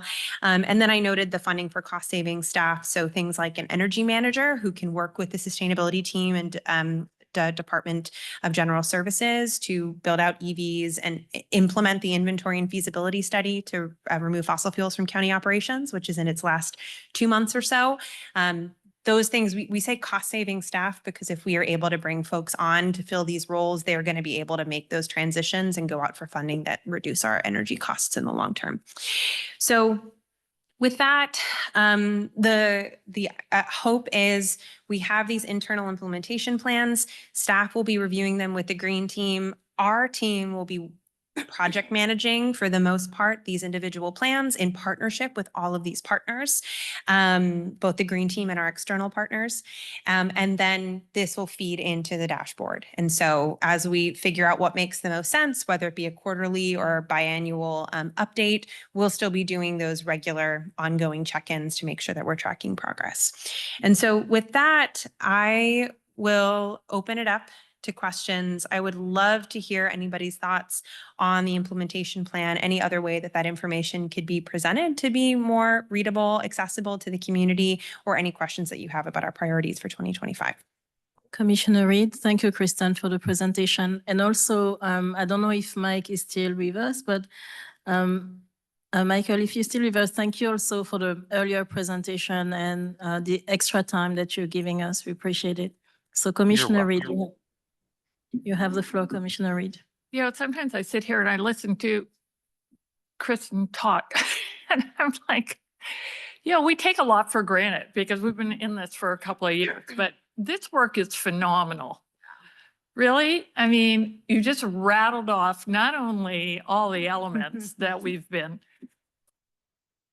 hovering over for 2 years, but also how they are integrated with each other, which is one of the big, excuse me, just one of the big gaps in program implementation and even conceptualization. So again, thank you. And as a follow-up to that particular comment, thank you, Tess. This is I've looked at a lot of implementation plans. I've also seen a lot of reports and plans that don't have implementation plans. So first of all, we have one. This is really exciting. I mean, this is exciting. Second of all, it looks fabulous because if it were available in other plans that I've been associated with, it was likely not comprehensible to the public. And so this plan is approachable. It explains what's going on. It's extraordinarily well organized and it's beautiful. So, I mean, this is exceptional work, Tess, and you should be very proud of it. I also want to acknowledge that we are working in as this meeting has progressed, we are working in a state of infinite chaos. And so I really wouldn't stress too much about detail at this point. We are living literally day to day as we do this work. So I think the framework that is presented here is excellent. I think it is a basis for any conversation that you want to have in terms of how these programs are being structured and implemented individually. And there's nothing I could say that would add, I think, to the beauty of what has been presented to us at this point in time, both as a tool and in terms of its stylistic presentation. So all I have to say is congratulations, and we need to understand how really special this work is and what a contribution I think it is to the overall climate action planning enterprise in the state of California and elsewhere. So thank you. Commissioner Bennett, thank you. Susan. So I would want to echo Commissioner Reed's comments, and she's so eloquent at being able to express what is really good about something besides saying this is really good. But for me too, it was so clear that I can look at it and develop a question. I guess one more thing I just want to acknowledge is with the chaos, I can just really imagine how difficult it is to keep making progress every day when every time you make progress, something changes and something else falls out of the picture. So I really appreciate being able to do that.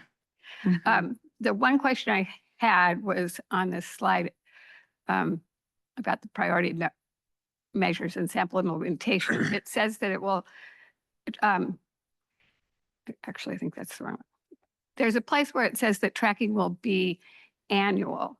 And I think that, annual basis using key metrics.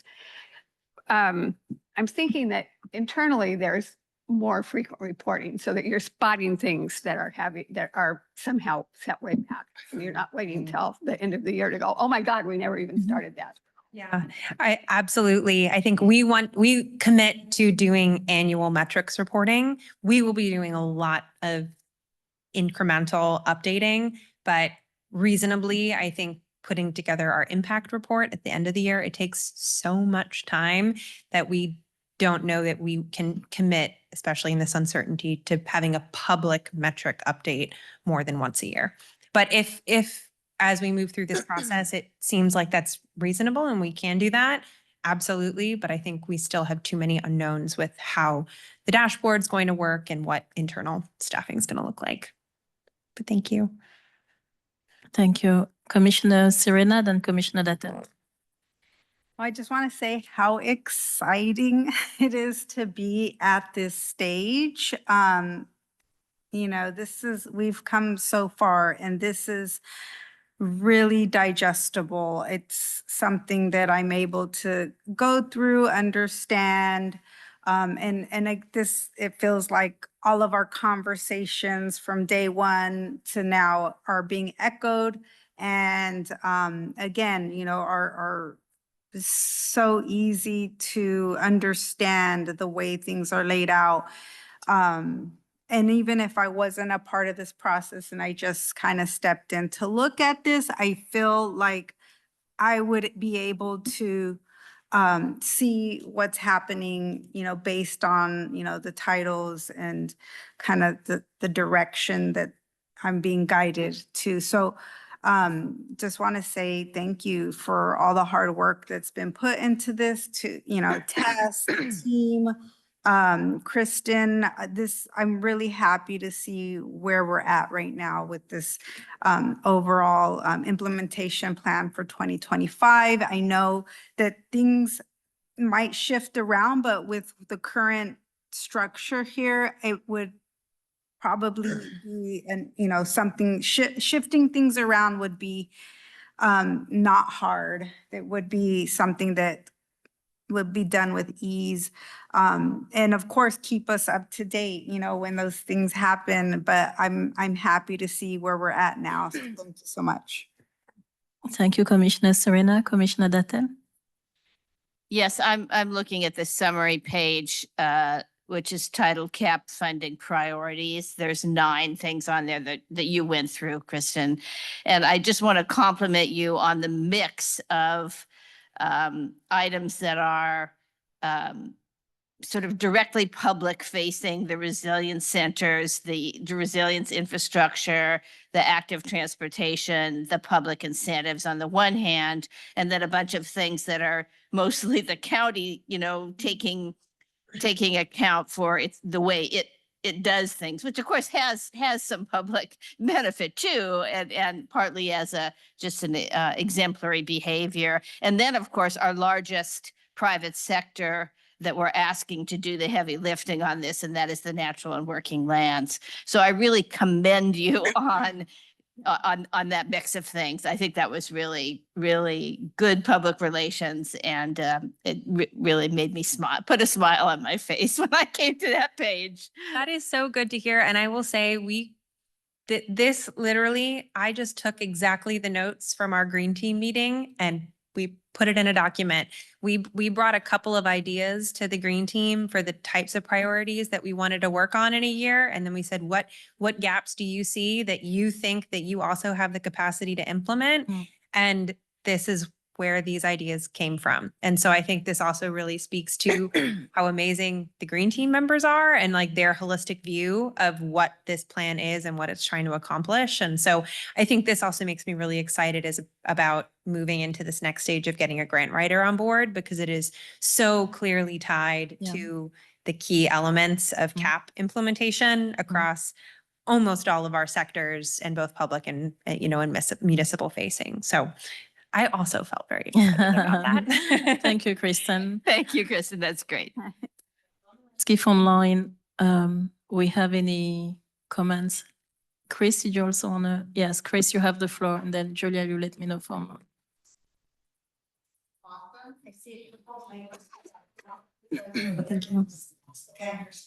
Thank you. Thank you. One thing that I just, I'm sure we've all looked at this a bunch of times, but it just jumped out at me, which is Measure SW3. It says reduce emissions from waste management.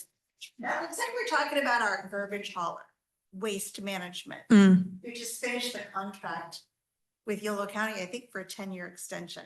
And I'm wondering maybe if that should just be flopped around to maybe say Management of waste. So it looks like we're not talking about an individual company. Yeah, that's a great recommendation and an easy one. We can correct that in the report and would love to. The challenge with working in a graphic design tool is you don't get the little red squiggly all the time for your typos. So please let us know and we can fix those. And we'll also make note of the SW3 and make that change. Thanks, Chris. Thank you, Chris. Any comments online? Yeah, Ken, go ahead and give your comment. Yeah, I just want to second what everyone said, that this is amazing. It's really readable. The little graphics are extremely helpful. But, I wanted to get personal here and then just say, a lot of this process has seemed kind of slow and halting, and it's like planning to plan. And all of a sudden, in just the last 3 months, this stuff is real. And Kristen, Green Team, whole staff, fellows, this stuff has rolled so quickly from when the cap was done to this implementation. I am freaking amazed, and I am really, really impressed. And actually, I've got no questions or criticisms. I just want to say how awesome it is. So yeah, this is making me feel really happy about the future of the whole program and getting to it here in the county. You guys are great.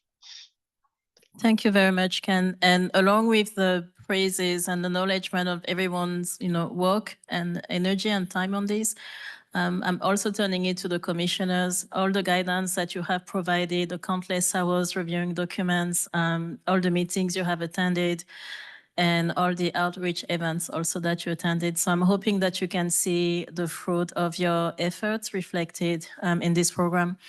And I wanted to add, Kristen, I want to be mindful, excuse me. Spring is upon us. I want to be mindful of our time, but something also that stands out is something that this commission has been advocating from its inception, which was the importance of working across departments, being able to keep this community driven. And so I'm hoping that everyone, public included, can see the result, like how it's all coming together. So I'm hoping that we continue in that direction in terms of, thank you, being able to collaborate and keep a collaborative spirit and keep thinking in terms of solution. So again, have my fix here. Our work isn't done, but we definitely reach a milestone. And let's keep that energy up. So thank you. One last comment that I need to have on record because hopefully, will be useful to someone. So everything presented, the implementation plan is incredibly practical. Thank you for that. All the identifying the funding needs, and so on, very helpful. So not just to the staff and not just to the grant writer, but from the beginning, I had also advocated for this information to be available because it also gives an opportunity to residents to contribute when they look at this document, and if they know of funding opportunities, so helpfully they can just shoot an email and you can archive it and just put in whichever folder it belongs. So I think it's the way everything is set up also makes it possible to receive help from different sources. So fantastic work. Please continue to keep creating good trouble and getting us under the radar of people who wish us well. And do you have anything else you want to share with us before we adjourn on this topic? Yeah, I mean, I just wanted to say again, thank you all. Like hearing you say that this meets your expectations is so validating. And I hope that you know how much we listen to and respect your opinions and input. I think that this has been shaped by all of the comments that we had over the past year, talking about, in those final stages of CAP development, we had a lot of conversations around what implementation would look like and what makes a practical plan. And while some of those elements weren't reflected in the actual CAP document, we as staff internalized all of them. And that was the basis for what we did with this implementation plan. So thank you all. And I'll say to the comment about it being hard to move forward when there are so many things getting thrown our way, this has been so helpful. Having something like this that's for all intents and purposes in our control that we could do and we could actually create space for has felt really hopeful and helpful for me as we've moved through this time to have this thing that we could move forward. And it's been a helpful place to focus some energy. So thank you all for all of your work on this. Thank you again. Last thing I'll add is that, again, from the beginning, the commission wanted the work created as a framework that could be useful to other communities. And I think that this document definitely meets these criteria. So awesome. So this concludes our time on. NJ? Yes. We do have one public comment online. Of course. From Scott Stewart. So Scott, you have the floor. Thank you, Julia. Scott, you have 3 minutes. Thank you. Scott Stewart, from Davis. And I just wanted to say, in addition to the comments from the commission, as far as the public is concerned, of which I am just one person, the kind of language and hope that is coming from this commission through both staff and the commission members themselves is really to be cherished. I think that it can't be understated that the intent of our leaders in federal government is to confuse and discourage. And I think that to an extent, those kinds of goals should be ignored. That I, for one, and I know many of my fellow community members are absolutely dedicated to the success of this commission and to the staff and to the sustainability goals of this county. And we will continue to be so. Thank you so much for your efforts, and I really appreciate this implementation plan is excellent. I'm happy to be a witness to it. Thank you. Thank you, Scott. Validation from a fellow resident always means more than we can express in words. So you've all been part of this process. So thank you for your words. Any additional public comment? No, okay. So this concludes our time on agenda item 7. So I think we're ready for agenda item 8. It's going to be feedback on the updated commission charter. Do we have any action item on that, Kristen? Action item today, just receiving feedback. Thank you. You have the floor. Okay, so 608, let's see what we can do. So to go through the staff report in reverse order, just to give the framework of where we go from here. So the purpose of today, have a discussion. We've had at least two discussions at this point on the theoretical framework of what a new commission would look like. This is your first time seeing the draft charter for that new updated Commission 2.0. The purpose for today is to collect any feedback that you have on any part of this. Staff will take that feedback, work with council over the next 2 months to incorporate any additional feedback or changes. And then the action will be at the June meeting coming forward. The meeting is on June 23rd, bringing a final charter forward for an actual vote. And then just as a reminder that that vote will officially end this commission in its current form. And then the updated commission charter will go to the board first for a workshop and then a vote in July, the July 8th and then 29th meeting. And then that will begin the process of reconstituting this new commission focused on implementation. To address, some of the questions that I have heard are like, what current commission members, how does the status go in terms of number of terms? It is my understanding, and I will confirm, this is a new commission forming. We sort of have a reset and clean slate in terms of commission terms. As was presented at the last meeting, folks are eligible for reappointment to this new body. And so I just wanted to say that up front before we got into discussion. And then I'll just summarize briefly the key updates that were made to the charter, and then we can jump into discussion. So the purpose statement was rewritten to be focused on implementation. We put in very specific expectations based on the conversation that we had at the last meeting around approving the developing, reviewing and approving an annual implementation plan, engagement strategy, and funding strategy. And so I think that you all were so involved in the prioritization of actions. I think moving forward, we're going to have every year a ongoing conversation of what does our 2026, 2027 plan look like? And that'll be a conversation that's had here with this group.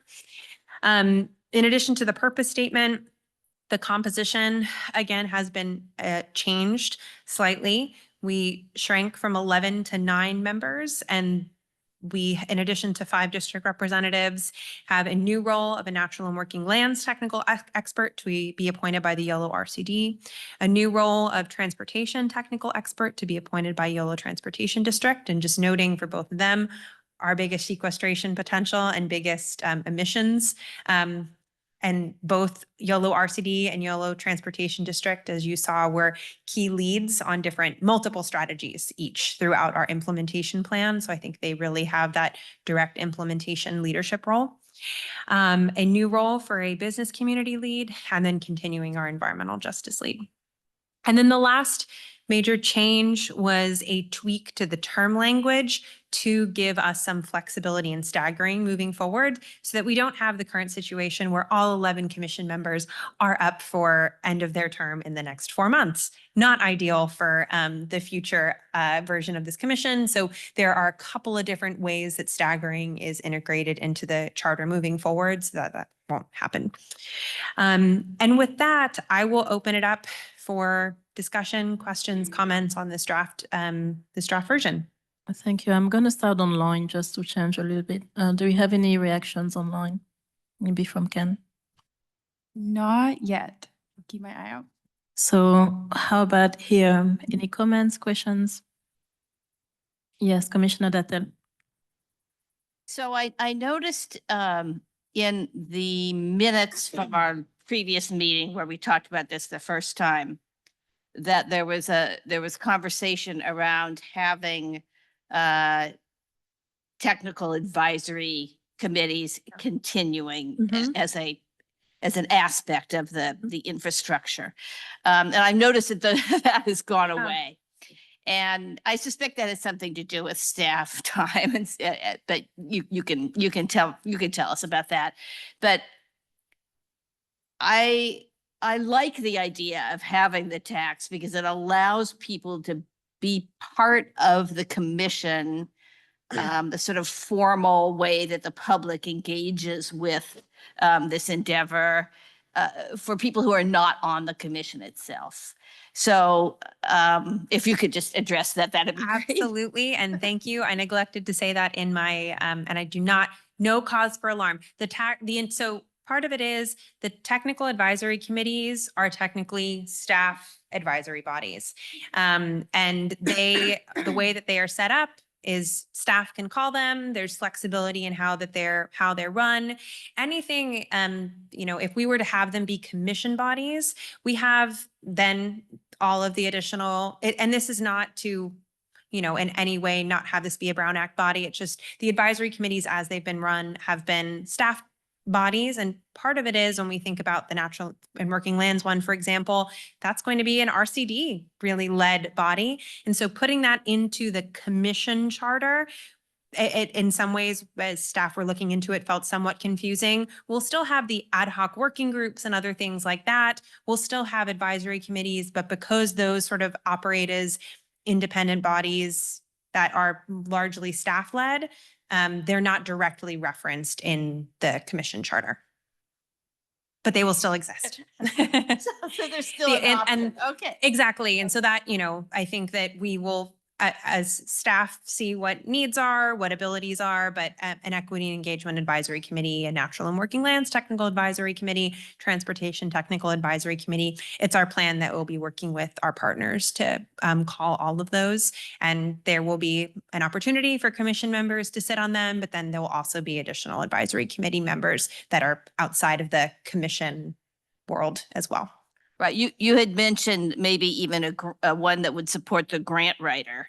Yeah. So again, it's mostly to sort of spread the democracy beyond the commission itself. So thank you, Christine. Yeah, of course. Thank you. Anyone else?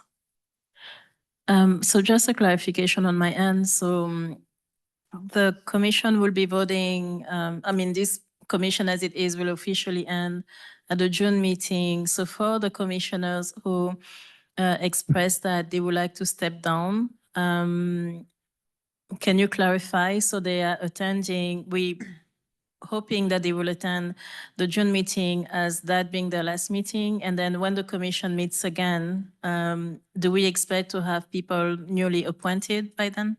Yes. So the June meeting will be the last official meeting that you all are obligated to attend. And then there will be a process of discussing the reappointments for this new commission body. That appointment process and structure will depend on your role.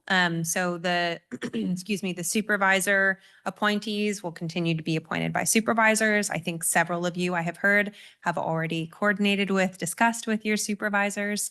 And then the environmental justice and RCD and YOLO TD both get to appoint who on behalf of their organization will be sitting on the commission. And then the business lead and the environmental justice lead will be appointed by the Board of Supervisors with considering staff recommendation. And so our hope is that that whole process of conversations with you all, consideration of these different new roles, and then the actual recruitment and selection process will happen this summer and fall. So as soon as the Board of Supervisors, hopefully, fingers crossed, approves the new charter, we're going to get right on filling any spots that need to be filled based on folks wanting to step down. Thank you. So do you confirm that there is not going to be a break during the summer? So the commission is meeting every 2 weeks? The plan is for there to be Every 2 months, sorry. The plan is every If 2 you were weeks now. following, That's what you yeah, sign up for yeah. now. Our current plan is for the commission not to reconvene until we have filled all of the slots, and then have a formal orientation, getting restart. I think what we're trying to avoid is quorum challenges. We don't really have a good sense of how long it's going to take and who all might be interested in staying on. So these conversations we will be having with you in the coming weeks. Okay, so that means that we don't at this time have an official starting date for the new commission. It's going to depend on the timing of appointment, onboarding, and so that can push us back to October, basically. Yeah, October is our tentative Okay. next meeting date after the June meeting. But that being said, if all of the appointments happen quickly, it's possible that it can be sooner. But I think knowing that the Board of Supervisors is off in August for recess, it's pretty tough to get a meeting on the calendar in September. For the record, I want to point out that if we're not strict on the every 2 month thing, even if we miss, 1 month, we're not meeting in August. If we were to reconvene in September, I think it will, when it comes to our calendar in terms of September, then meeting again in November, it's hard for the commission to meet in December because it's a short month, also on the Board of Supervisors, a lot going on. I'm just saying that will make sense. It will kind of reset our starting date. And I think that might work better. Yeah, we will see what we can do in terms of the re-recruitment and reappointment process. But as soon as we can get the selection before the Board of Supervisors, we'll do that for sure. Thank you. Anyone else before I speak more? Yes, Commissioner Dutton. And All right, I had a second point that I had meant to ask about.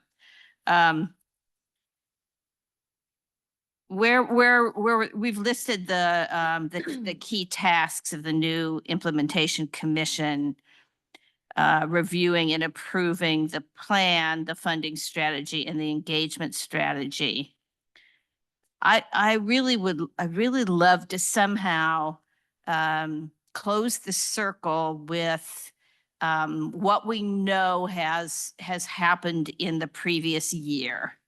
So some sort of reference to using the resources of the dashboard and other reports to inform, the coming year's plan. In part because that sort of elevates the assessment of what we've just done as we consider what should be the priorities and approaches for the next year, if that could be in there somehow. I would echo that. I think an assessment of strengths, weaknesses, opportunities, and challenges over the past year, and it doesn't have to be voluminous, but our general assessment of those things. Self-critical thinking, I think, is always advisable in something this important. And so I would echo that sentiment. I do have another comment to make really quickly. Chris. It has to do with syntax. Okay. When I look at the documents, I see everything. I've been attending these meetings for quite a while. I understand what it's all about. I don't see the words agriculture or farming mentioned very much. Certainly not what's in front of me here. I would just suggest that they can be woven in whenever possible. And perhaps in natural and working lands, it's the appropriate thing. I look at business community lead, business community. I think we could be a little more specific when you're given the overall economic complexion of Yolo County, and seeing as how this jurisdiction does not apply to the cities. Thank you, Mark, and I second what you said regarding agricultural community. I want to. Yes, Julia. Ken had his hand up. I don't know if Ken, did you still want to give a comment? Actually, Natalie, NJ took care of that quite nicely for me. So I see the future as it will unfold. So thank you.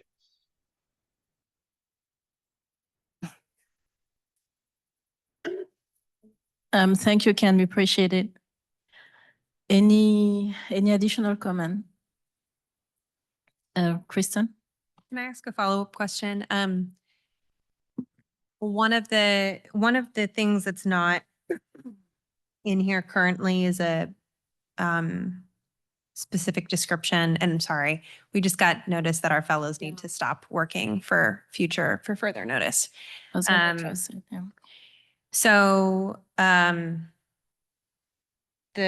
sorry. Yeah. So while you're gathering your thoughts, I want to address that very briefly. For those who have the bandwidth, I would like to, if the fellows are okay with that, it will be great to gather somewhere and, share a drink. Just be together if you're open to that, and if the commissioners have, a few more minutes that they can give. Kristen, yes, deep breath. I'm wondering if anybody has specific asks or expectations or hopes that we could convey for the specific role of the business liaison. If that's something, historically, that information it's in not the charter, can't remember the name of it. It's gone now, but the actual document, the roster. Thank you for figuring that out. Good. So it's in the roster is typically where we have a short description of what the different roles and expectations are. We have the liberty to add a sentence or two about what the expectations are for that business community and the environmental justice role. And I'm happy to incorporate any language if folks have specific requests. I'll get us started if it's okay. So I think given that, again, the work of this commission applies to the county and we're focusing on unincorporated areas, it's a good moment to remind the community that we do have businesses in unincorporated areas, and the farms, as you were referring to, are part of that, but are not the only ones. So I will start with always making sure that we remind people that businesses also have a place and a part of the solution at the county level. Secondly, my hope for the business liaison will be, in terms of profile, someone who is connected, whether by virtue of the work that person's business is doing or otherwise connected to many businesses in Yolo, can be a point of contact, point of liaison. And what I mean by that, I'm also hoping that that person will help in identifying the different ways businesses can contribute. So we're not just talking about empowering businesses in integrating more sustainable business practices. We also see businesses as partners and people who can help share information because of, again, the base that they already, the network they have already created.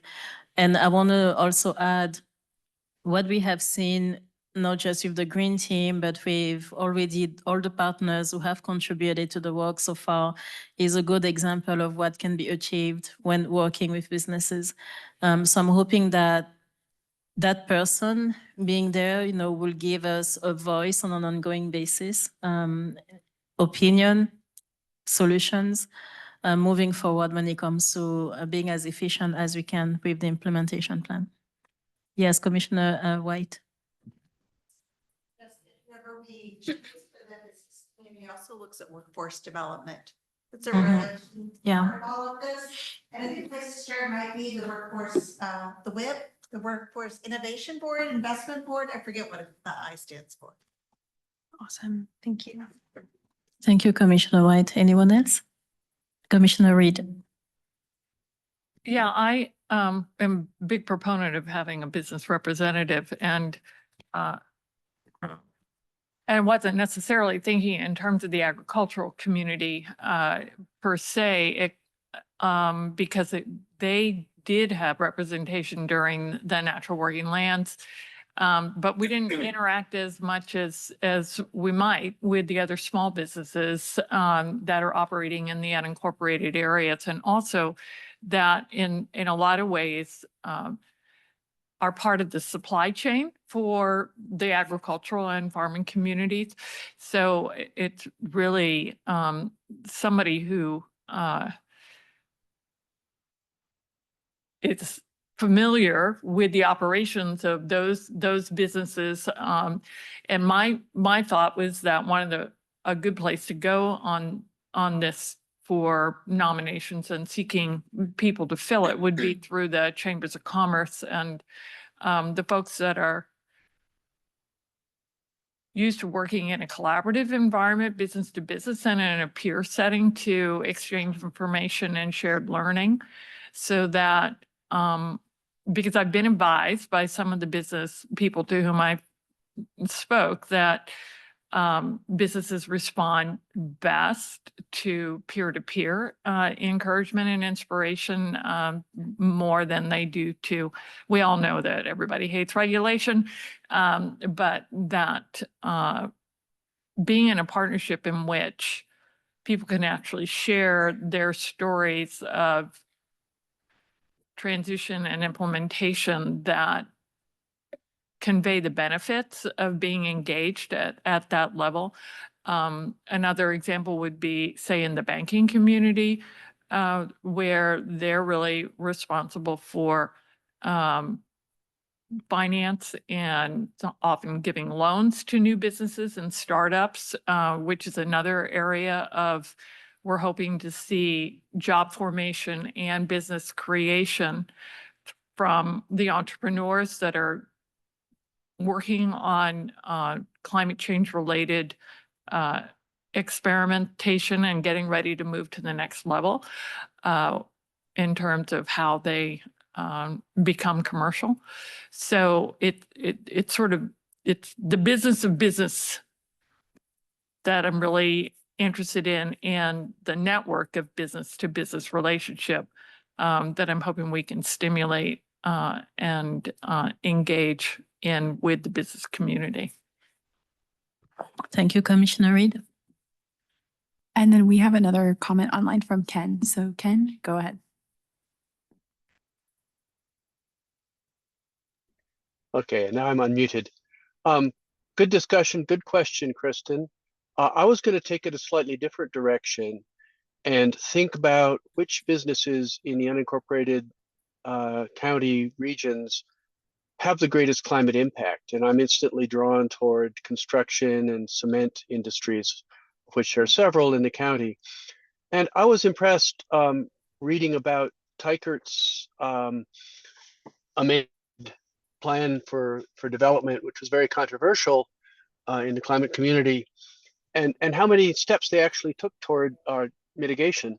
And I'm wondering if anyone who's involved in that interaction with Teichert, or especially who has an in that broader construction, heavy equipment, concrete world, could be a very useful member to get a lot of bang for every word that they speak, and bring a lot of sort of practical real world wisdom about what can and can't be done in that very high emission sector.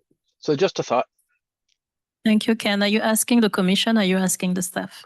Well, so Kristen asked us to provide anything that we could to guide those couple sentences, and I know what I said was very extensive, but I think if the word construction or heavy equipment or something like that were somehow slipped in there, or maybe a personal outreach, personal outreach could be made to people who are climate aware in that sector. It might be great.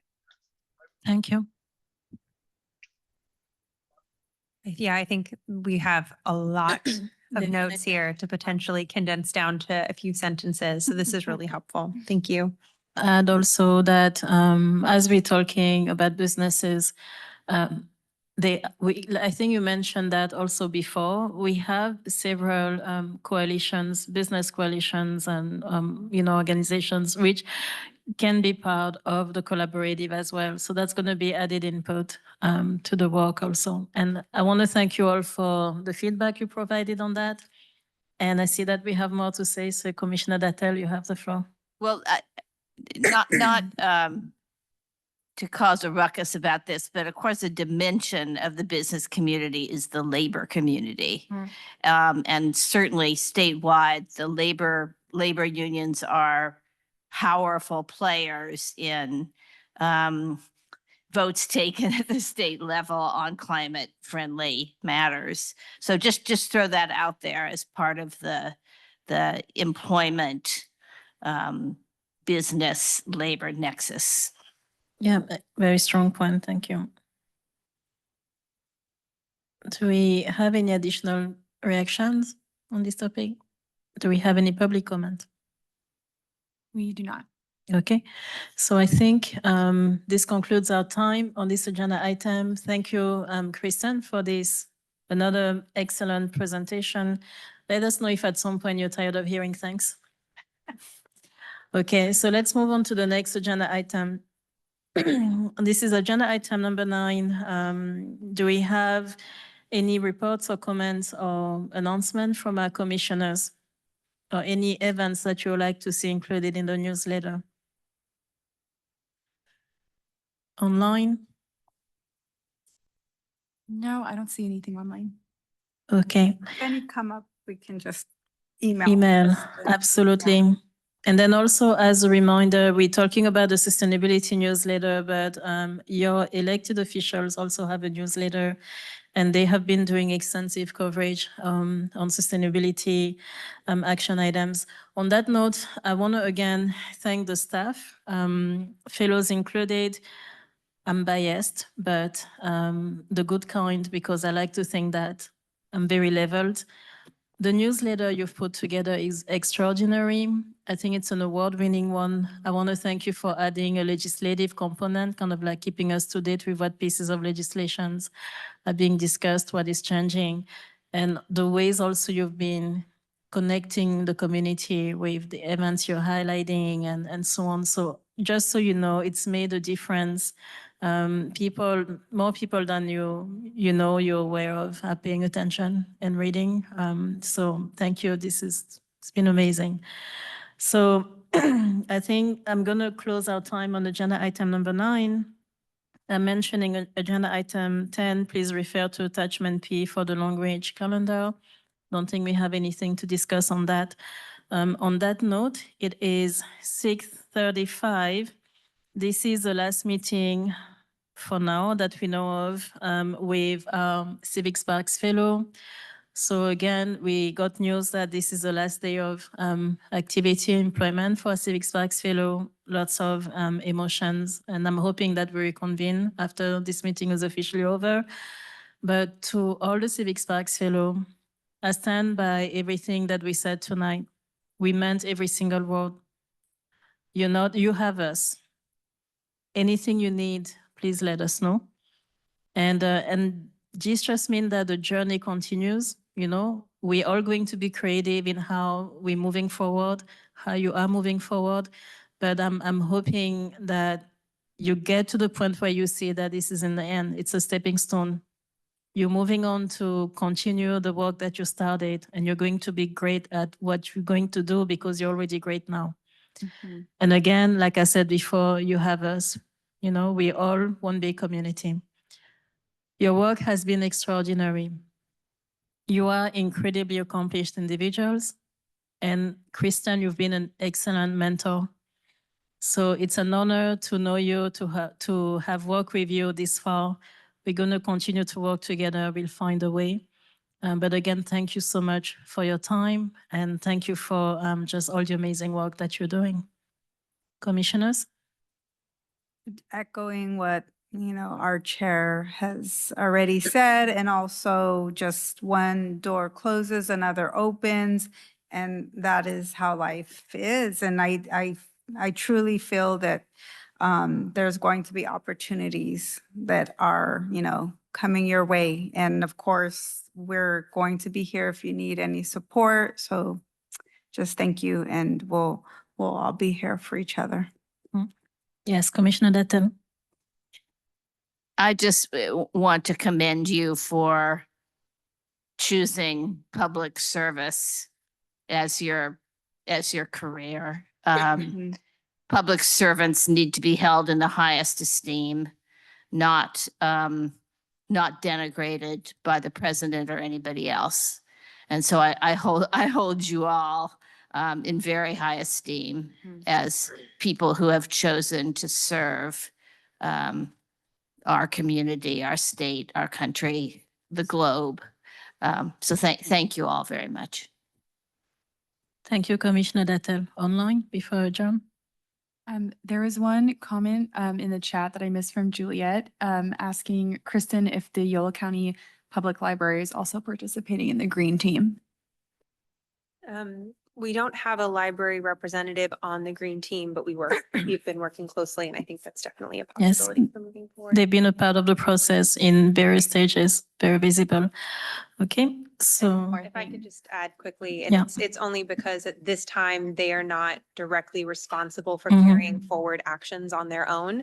And so they're pulled into a lot of different coordinating calls, but also trying to respect the very limited time of all of our staff.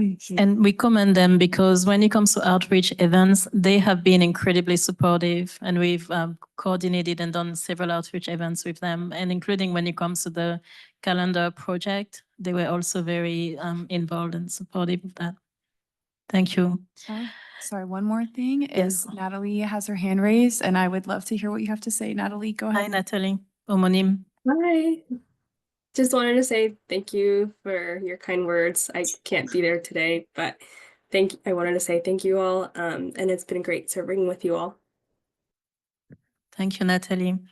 Last but not least, please make sure to exchange contact. If looking for a new job is on the horizon, really do make sure you connect so we're able to share resources. Okay, so it is 6:39 p.m. and this meeting is officially adjourned. Thank you all again. I did fill it out.